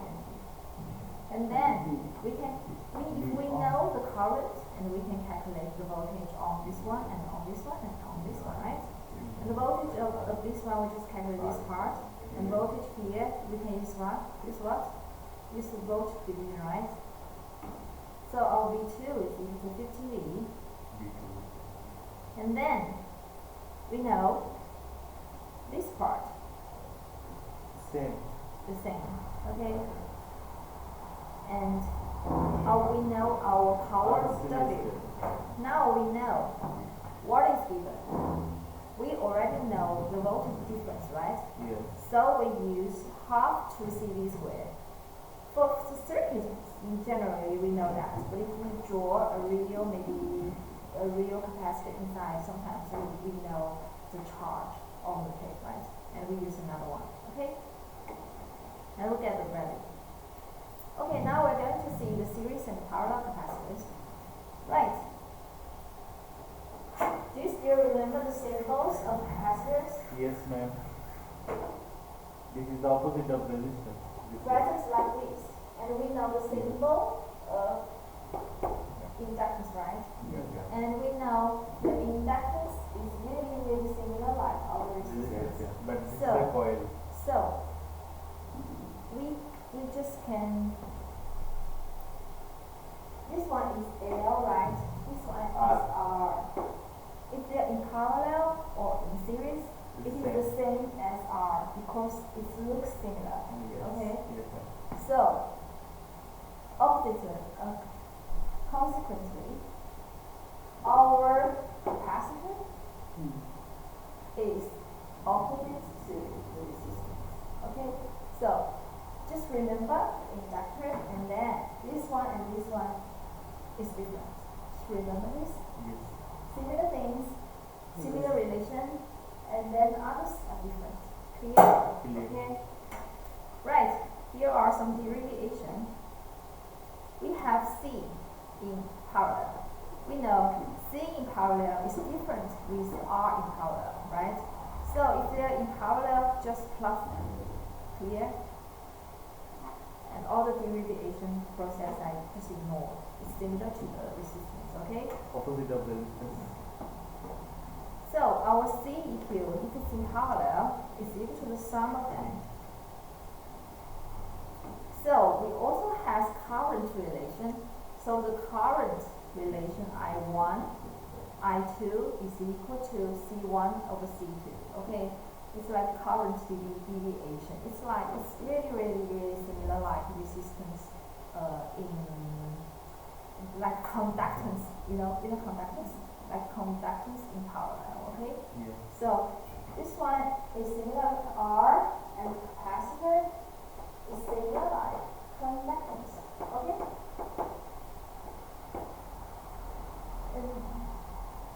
It's not conductance. It's Capacitance. G. What is G called? Conductance. Yes, it's conductance. So this one L is similar with R. Our C is similar with G. Yes. Okay, so we know all the relation to be same as the G, so we don't need to talk about it. The series.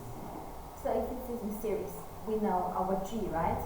If in series, our G1, okay, it's when G1 is equal to G1 plus G2 plus Gn, right?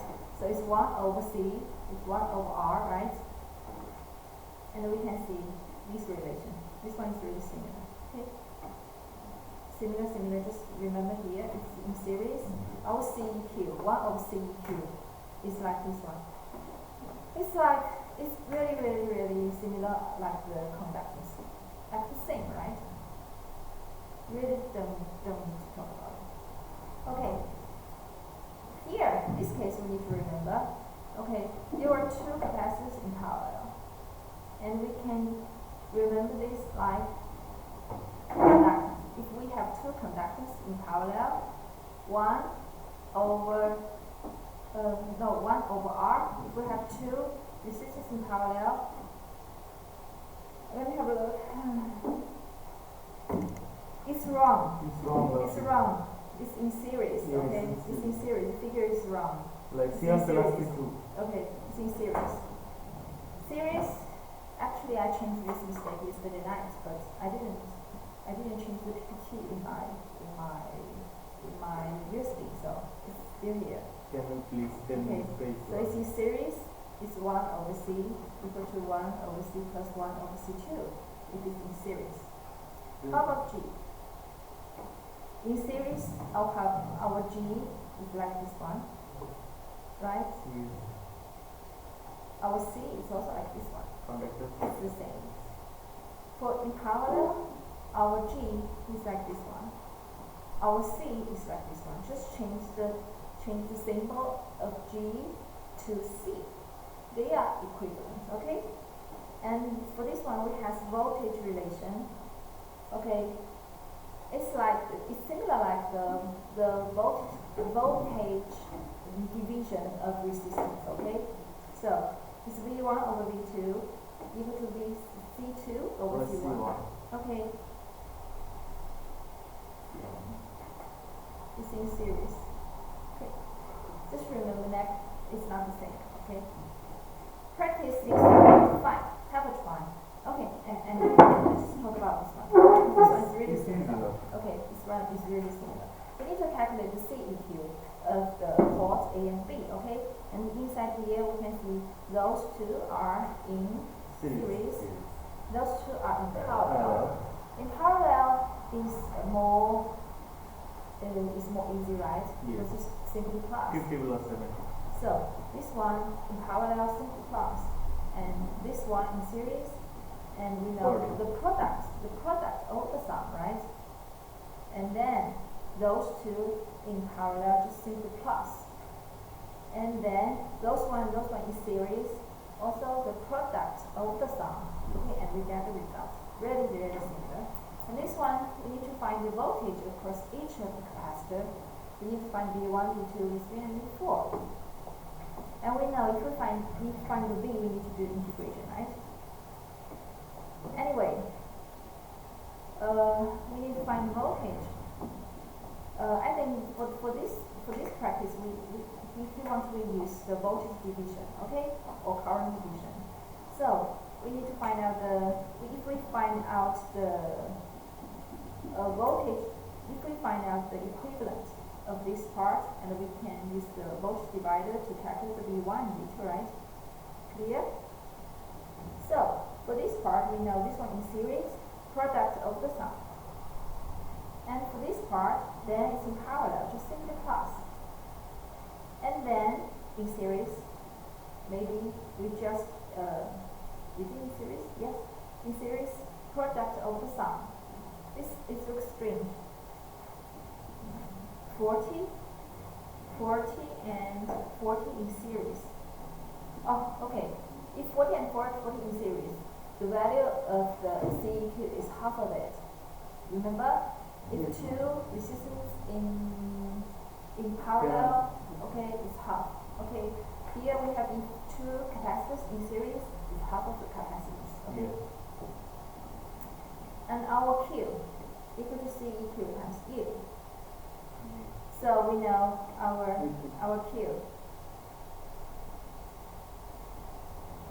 Column is the column. Why we calculate this one?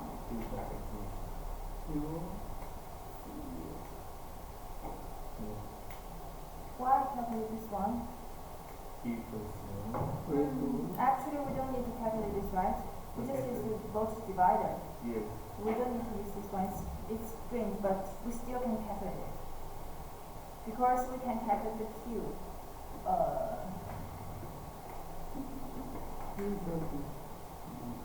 It's strange, actually. I cannot use this way. CEQ. CEQ is the charge on the C equivalent. But V1 C1 equals to Q. It's not possible, right? So I think this one might be wrong. V1 and V2. But actually, this one, formula F, right? Formula F in series is this one. The voltage on them are the same. Yes. So this one half and this one half. So we don't need to use this one. We don't need to use this method. Anyway, the result is right, but it might be just We have easy method. just a it's not actually I don't think it's right. It's wrong because it just maybe we calculate the Q, but the Q is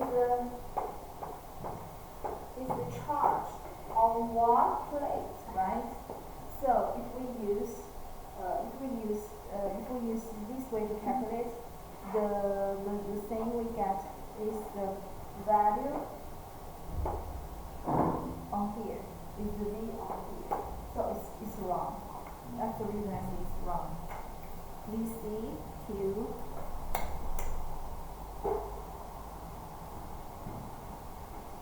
So why the result is right is quite strict. It's quite strict. It's always wrong. Okay. And if we calculate this one, and then we can also use the voltage divider, right? We can also use the voltage divider and calculate those things and those things. Here, 75V, right? And those two parts, 75V. And we use voltage divider as well, okay? Okay. And the voltage on here is bigger than the voltage on V3. So our V4 should be 50, right? And V3, 25. And the result is right. It's quite strange. I'm definitely sure our V1 is wrong. I'm definitely sure V1 is wrong. Okay. Okay. Now we're going to see the inductor. Look at the screen. Okay. Look at the screen. Now we're going to see the inductor. We say this one is the typical inductor. This one is consists of a coil and some conductor wires on it. Okay. And this one is also a passive element and it can store energy, so it is called a storage element as well. We say a passive element is designed to store energy in its magnetic field. So the energy is not stored on the material. It is stored on the electric circuit, okay? Please look at this figure. We connect a source between the two terminals of this inductor. And we need to find the relationship about the voltage and the current loss rate. And we say the VI relation is like this one, V equal to L VI over dt. And the unit is Henry. L is a constant of proportionally called the inductance of the inductor. A constant of proportionally called is spring. L is the inductance of inductor. Okay, why is that is proportionally called? So it's quite strange, okay? So the unit of the inductor is Henry, and it's also a big one. So generally we have mH and VH. This one is a straight line. Straight line for linear resistor. Resistor, slope L. It's linear, not linear resistor. It's linear inductor. Okay? Linear inductor. Quite too many mistakes in this PPT. Okay. But anyway, if we can find it, it's good. The inductance depends on its physical dimension and construction. So we say similar to the conductor capacitors, our value of L is not decided by the current and voltage on it as well. It depends on its physical dimension and construction. And here, N, we say N is number of turns. So in that figure, we say we have many coils on the core, right? And if one round, we means the number of turns is one. If we have 10 rounds, N is 10. If the N is right because it's in the denominator, if the number of turns is increasing, the L, the inductance is right. If the length of the coil is increasing, means we know inside inductance sometimes we have a mental bar inside, right? Yes. It's how to say it here? It's how to say this one? How to say this one? Stadium iron. Oh yes, iron. Stadium. The iron core inside, if we make it long, okay, if we make the coil long, the inductance is reduced. And the A is the cross section. That means cross section means the R of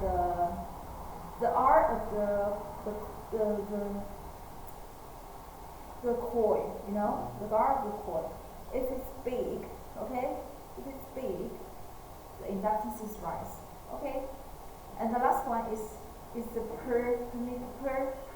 permeability of the coil.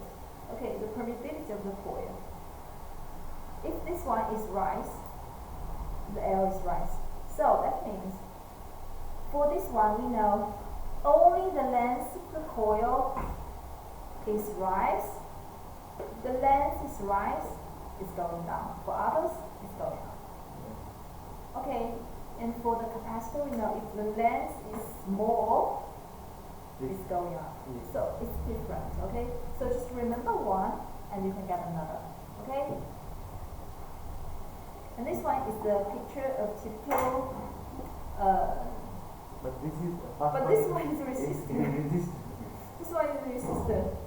Is this one is resistor? It's wrong, okay? This one is resistor. This one Inductor. Inductor, okay? Inductors may be fixed or variable. Variable means non-linear. The coil sometimes is made of iron, made of steel, made of plastic or air. Sometimes it's carbon. Yeah. The terms coil and choke are also used for inductors. Symbols of inductor. Just now we learned the symbol of capacitor. We know it's something like curl here, right? Like curl here. On part of transformer symbol. Like Yeah. transformer symbol. Yeah. And this one is the air core inductor. There is no Nothing. iron bar inside, No. right?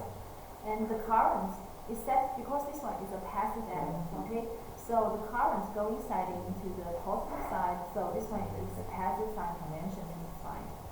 For Iron this core. symbol, if we have iron core inside, we use two bar here, okay, to instead to stand for the iron core. And if it's reliable, if it changes time, okay, and we use arrow here, okay.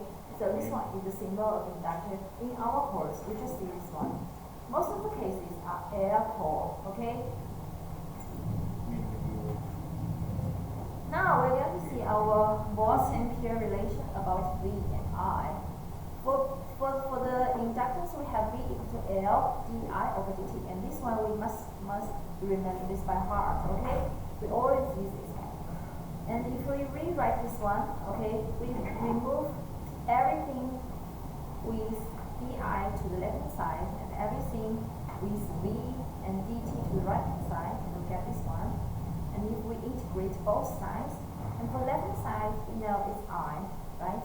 And for the right hand side, and it will become like this one. This has relationship with the IT0. Remember, for the capacitor, our V has relationship with the VT0, right? And that means our current cannot be changed abruptly. The power delivered to the power, we know P into VI, right? And if we put the value of V inside this formula, we get this one. And the power stored by an inductor after derivation, okay? The similar derivation, we know it should be half L I squared, because the I squared minus infinity is equal to 0. You know, if we just produce it, it has no energy inside. So I minus infinity should be 0. So we just leave this part. So we should remember our power stored in an inductor should be what? Should be half L I squared. Okay? Now we're going to see the important properties of inductor. That means when you see inductor, you must recap this property in your mind, okay? Or load this property in your mind. The first one, an inductor acts like a shortcut for DC. We know a DC means a constant, right? A constant. If it's fully charged, our I will be a constant. A constant over dt, the integration, the derivative of the constant will be 0, okay?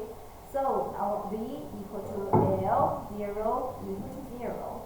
This branch, L, I equal to V equal to 0 means this branch is short connected, right? Means we put a wire between those points, right? So the potential difference is 0. It's really to understand, okay? The second one, the current goes through an inductor cannot change instantaneously. We know for capacitor the voltage cannot be changed instantaneously. It is because of the relation of volts and ampere, right? And here it cannot be changed also because of the relation.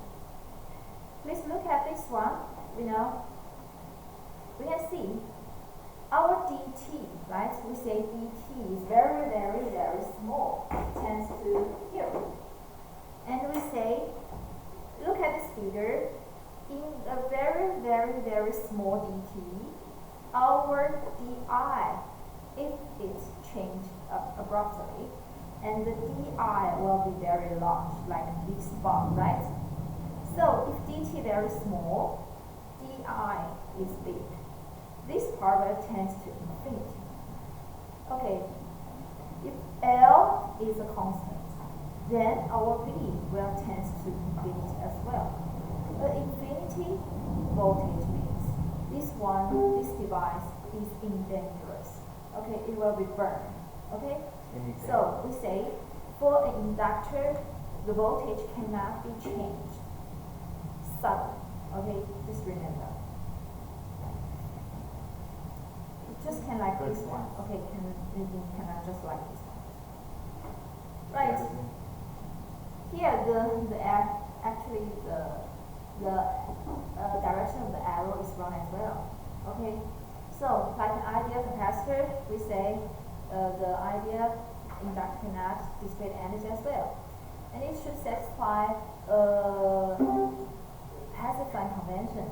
Remember, the arrow is wrong, okay? Change it to the opposite direction. If it's charging, we say the current goes inside into the positive side, right? And our P is greater than 0, it's stored energy, right? And when it's discharging, we say the current is go out from the positive side, right? And it's discharge energy, deliver energy. Our P is smaller than 0, it's deliver energy, it's deliver power as well. And the fourth, a practical non-ideal inductor.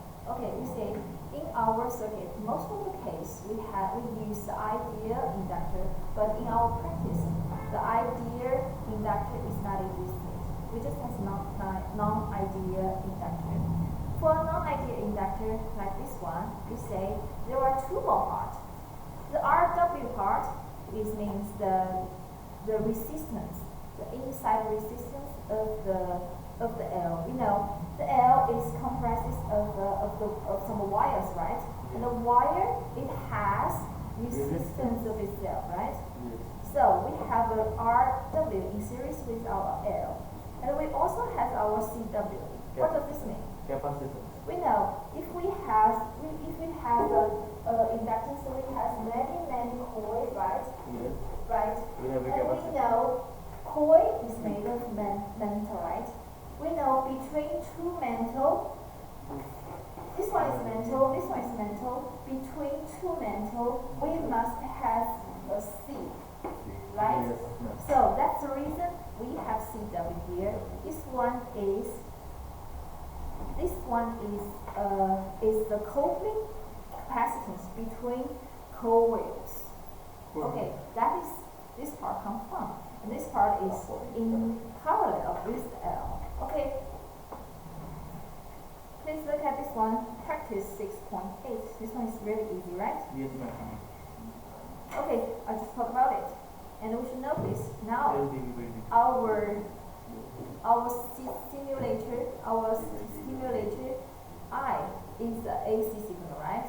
We need to find out the terminal voltage and energy stored. Our L is equal to 1 mH. Yes. Please use V equal to L di over dt. We know find the terminal V. V is easy to get. We just use this one, right? But if we want to get the P, is it P? No, W. W is equal to half I square. So if we want to calculate half L square, we need to calculate, we need to get our value of I, right? Yes, ma'am. For I, we need to do what? Integration, okay? For terminal voltage V, we just do derivation, first order derivation of I, right? Put the L inside, right here, and put the I inside, right, into the first order derivation. And you can get the result after simple calculation and get the result. And our energy we know is equal to half Li squared. Half we know is here, L we know, I we know. So this one is wrong. I put the V inside. Is it V inside? No. No, is that? No. I is already known, right? Yes. I put the I inside. Okay? So this one is wrong. It is right. Okay? Because I is given. And we get the value of energy stored in the inductor. Okay? Now we're going to see the practice 6.10. This is also Okay, easy. do it by yourself. Okay, complicated case, you do it by yourself. The simple case, I talk, okay? Okay. Have a look. Do I talk too fast today? No? You're okay? Meshach जाइयो. I'm going to get some water.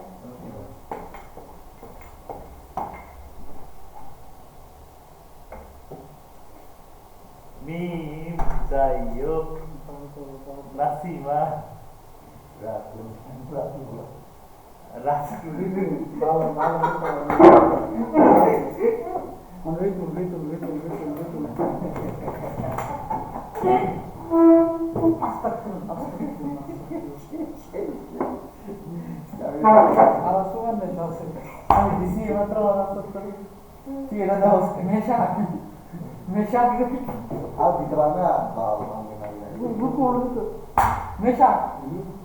Anjit wants to teach you. No man, no. He wants. He has a problem, bro.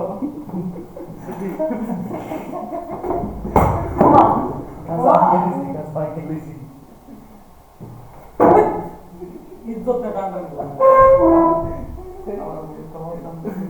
কালকে যে খেলাটা খেললাম আমার সাথে রাত্রেবেলা হয়তো রাত আমি যদি কালকে রাত্রে চাপ দিত না তাহলে আমিও তো ছিলাম বলতে চাই ঠিক আছে দেখছো না তো ওকে স্বামীকে সেই একটা করে দিলাম এই আবার পরিষ্কার করতে বলি তো এটা আমি করি অফিস করে ভালো লাগতো তুই করো তাহলে করে করস না কি এখনো আমার ক্লাসরুম আমি তাদের এটা আমার দায়িত্ব তাড়াতাড়ি কর তুই কি দায়িত্ব পালন করতেছ আরে ভাই জঙ্গলে থাকতে তোকে কোনোদিন বলছি হেল্প কর কিন্তু আমার হেল্প কর কারণ এটা তো কেউ করে কয়েই করে না ভাই এটা আমাকে সবাই ক্লাসরুম সবার ক্লাস অনুসারে সবাই করবে ভালো ওরা করতে জীবনে আমরা কেন করবো সাইন্টিস্ট অবশ্যই করে তাহলে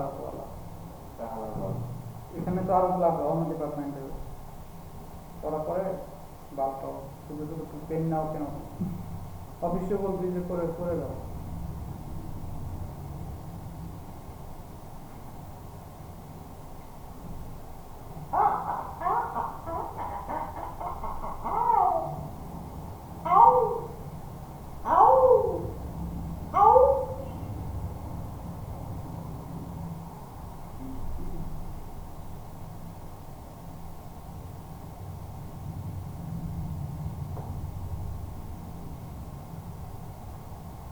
You baby.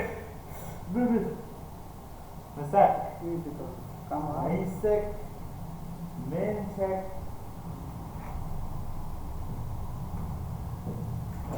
সব মানুষের উল্টা পাল্টা কথা বলো এগুলো কেমন শোনা লাগে কোনটা? গার্লফ্রেন্ড আছে ভালো আছে ক্লাসে মনে করছি তোমাদের তো কিছু বলি না আমি এই জন্য হ্যাঁ আমার তো বাসা নিয়ে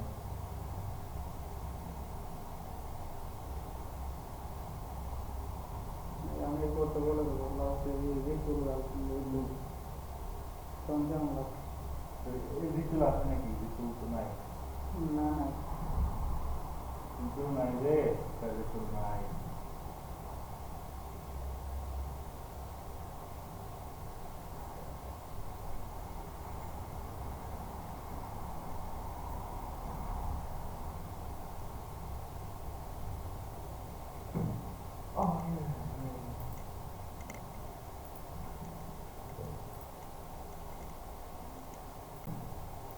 And we also has voltage relation. Voltage relation is the same voltage relation all resistance, okay? The big L has the big voltage, the small L has the small voltage, okay? Okay. And if it is in parallel, like this one, it's the same as the resistance, right? And the derivation process we just ignored. But here we notice, here we have IT0. In our equation, the IT0 should be the IT of all branches, okay? Or IT0 of all branches and sum of them. The L, if they're in parallel, 1 over L equivalence should be 1 over L1 and like this one. Maybe, okay, we just go through the comparison. This one is the current relation, okay? If it has big value of inductance, it has smaller current, okay? I didn't make any comparison here. It just goes straight to the practice, okay? Anyway, because we're really familiar with resistance, right? Yes, ma'am. So when you see the inductance, you just treat it as resistance, okay? Okay, please look at this example. Just let me have a first explanation of this one. And we already know the current I is going inside from this side. And here we can have current division, right? Yes. So for current division, okay, 3, 1, okay? So I1, 0, V3 and here. And I2, 0, okay? I2, 0 here. Because of the KCL law, I2, 0 should be the current going inside minus this part, okay? And it gets 4 ampere. So after this process, we get the initial value of I1 and I2. And then we calculate our V1. Use L di over dt. Actually, if we just calculate this one, we don't need to calculate this. V1, but we need to calculate the I2 over t. Do we need to? Oh yeah. This one we need to calculate IT. So we need to calculate this part, right? This one is quite simple, right? Yes, ma'am. So we don't need to talk about this too much. This one is the same one, just explanation. Okay, because this one is quite similar with resistance, so we don't want to talk too much. Now we're going to see the current and voltage relationship between the RLC. We say the RLC is the basic element of circuit. Yes. Why? Because we say when we do the circuit analysis, our objective is to get the equivalent circuit, which just has source, R equivalent, L equivalent, and capacitance equivalent. Okay? So it will become a very simple one. And for that very simple one, our circuit analysis scale will be the most easy one. Okay? So our purpose is to do the equivalent. Okay? So now these are 3 elements. We say those 3 are important. They are all passive elements. So the current is always going inside It's negative terminal. Negative positive. positive terminal. So this one is wrong. Okay? The page number last one. Okay, this one is wrong. Okay. Anyway, this I don't know where this view comes from, but generally, these passive elements, we say the current is always going inside into the positive terminals. Okay. And the unit ohm, Henry, and farad. Page number 2. Page number 38, 39. Okay.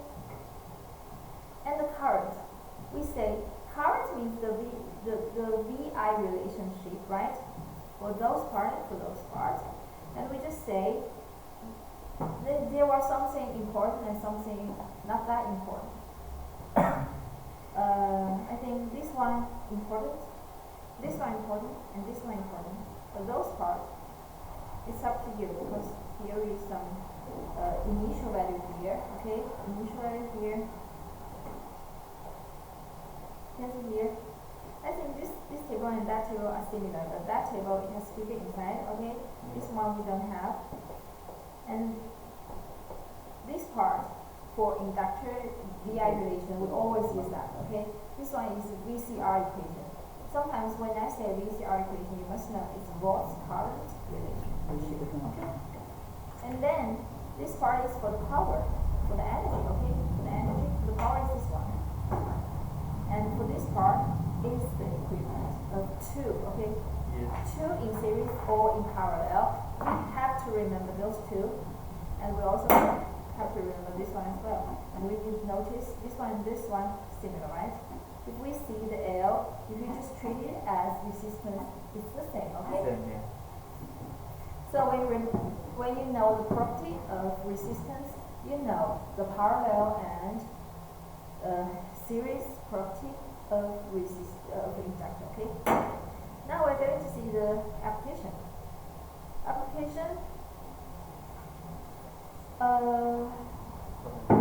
The capacity. We know the capacity to store energy make those two elements useful. Sometimes it is treated as temporary voltage or current sources, but it's not source. It's just temporary source. You treat it as source, okay? Right. And the capacitor oppose any abruptly changing voltage, and it can pass AC signal and it can block DC signal and pass AC signal, okay? And the third, those two elements are frequency sensitive. This property make them useful for frequency discrimination. We know if the frequencies change, because we say those two elements can pass the AC signal, right? They can block DC signal. That means if we pass this AC signal, we know the AC signal has frequency, right? It has phase as well. If we change the frequency, and the result change as well. Okay, because we know there is one derivation there, dV over dt or di over dt, right? Okay. Now we're going to see the integrator. I know most of your guys didn't learn this, but here I just want to see we use zero open and zero short. Okay, this zero open and zero short, and here give you the result. But we don't need to remember the result. Okay, so this part is not important for us. But you just need to know the construction of an integrator and differentiator. Yes. Because in our other course, we always use integrator and differentiator. But in our simulation or something like simulation software, the integration may be just like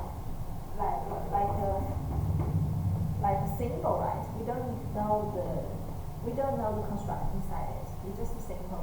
Maybe like this one, right? Yes. It's just a symbol like this one. So this section is introduce the element inside an integrator and inside a differentiator. And if you have time, I suggest you guys go back home and have a look, because this one is the property of amplifier. But we didn't talk about amplifier in our course. So I think if I talk about this, you will understand as well. Learn it myself. I know you understand. So I recommend if you go back home, you can go through this one, because in our practice we use the differentiator and integrator really Yeah, much. this Okay. chapter 7 and chapter 8. This Yeah. sometimes this register this come. Yeah, and this page is the summary and review, and those page is important for us. Okay. The first part is for the capacitor, and the second part is for the inductor. We should know the current for a capacitor is I equal to C dV of dt, and the voltage across a capacitor is related to its current by this one. And if we calculate this one, we should notice the bound of the integration, and we should notice the initial value of B, right? And we also, this part is like an open circuit to a DC signal. Okay, if we have DC signal inside, we must know the capacitor is open, the branch is open. Okay, and for the inductor, we know the voltage across the inductor is described by V equal to L di of dt. Those two equations you need to remember it by heart. Okay, and also this one. And the current through an inductor is related to the current by this equation. Here we also need to notice the bounded integration from t0 to t, and here is it0. Okay, it0 is the initial value of I on time t here. And the last one is also important one. This one is very, very important. An inductor is the short circuit, okay, to a DC current. If it's AC circuit, we cannot ignore it, okay? If it's a DC circuit, treat it like a wire.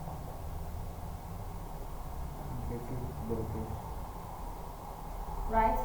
And here, the series and parallel combination of inductors can be treated like same equation as resistors. We already said it maybe over 3 times, okay?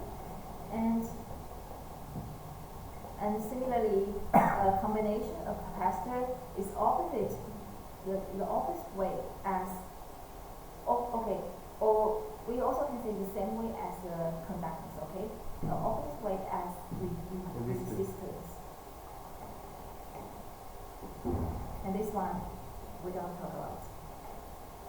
Okay, because the capacitor and inductors are linear elements for our course. So our KVL law, KCL law, our superposition law, Thevenin, Norton theorems, and nodal mesh analysis can apply to their circuit as well. Okay, so for this one, this part is the content we learned in the last semester. What do we learn in the last semester? Do we know? We learned the resistance, right? Yes. We know.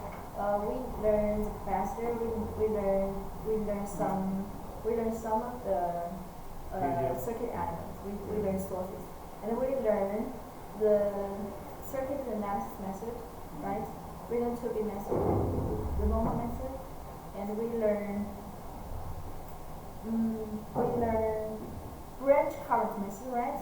And we also learned nodal method, and we learned nodal voltage method, and we learned the mesh current method, and we also learned the most important short cutaway method. Okay. Yes. Short cutaway method. You know, everybody, for us, okay, for me, maybe after 10 years, the only way you remember is the normal KCL and KVL. I have to tell you guys. So you must be very, very familiar with the original KCL, KVL, because our methods are based from the KCL and KVL. No matter the complicated level of the circuit, if you know KCL and KVL, you must can solve it. Okay, just time different. The time to solve that might be different, but if it's KCL and KVL, you must solve it. Okay, so that one is the most important. And the second important one is the shortcut way, because we find the shortcut way is really, really fast to get the equation, and then we use MATLAB to solve it. And one more thing is the dependent source. We know if we see the dependent source inside our circuit, what should we do? We still can use shortcut way, right? But we need to add more equations, more supplementary equations. Yes. Okay, more supplementary equations inside, and if we see some dependent source inside, we need to treat it like independent sources, right? And follow our mind and solve it. That is the circuit analysis method. And after that, we talk about the Thevenin and Norton theorem, right? We say that two theorem helps us to do transformation, right? To calculate the equivalent circuit of two-port, okay? Two-port.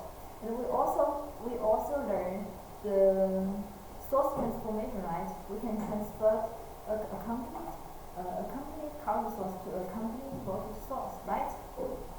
And how about others? And we also learned some important theorems. The most important theorems is superposition. You know, the superposition is very, very, very, very, very important. Yes. Not only for our course, for other courses the same. That means if the source, that means if we have many, many sources here, you are a source, you, me, both, all of us are sources. And for that point, we can say, I, the field produced by me, just me.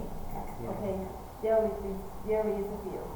And if everybody up here, just you here, you produce a field there, and everybody can produce a field, only you here. Everybody is not here, just you here alone, okay? And the total field is the sum of all individual fields, okay? So that is the superposition. It is also for the physical, electric, and magnetic field, and also for the circuit analysis. Okay. So this one is really, really, really important. It helps others. It helps us to learn other courses. And when we do the Savannah theorem, okay, the method we told you guys, we call it 2 steps, because at the first steps we always require to calculate the VOC or ISC, right? But do we have other method? Yes. We cannot calculate VOC and ISC as well. We can just use the circuit analysis method to calculate everything. Okay? Okay, understand? Yes. Okay. That is for this chapter. What is the time? Okay, so it seems we still have time to learn chapter 7. Is this too fast today? Is too fast today? Okay. Okay, now today we finish the contents of last semester. Now we gonna start the contents of this semester. In this semester, the first important thing is the first order circuits. Okay. And on chapter 8 For this is semester we have how many chapters we have to learn? maybe 16? 16. Yeah?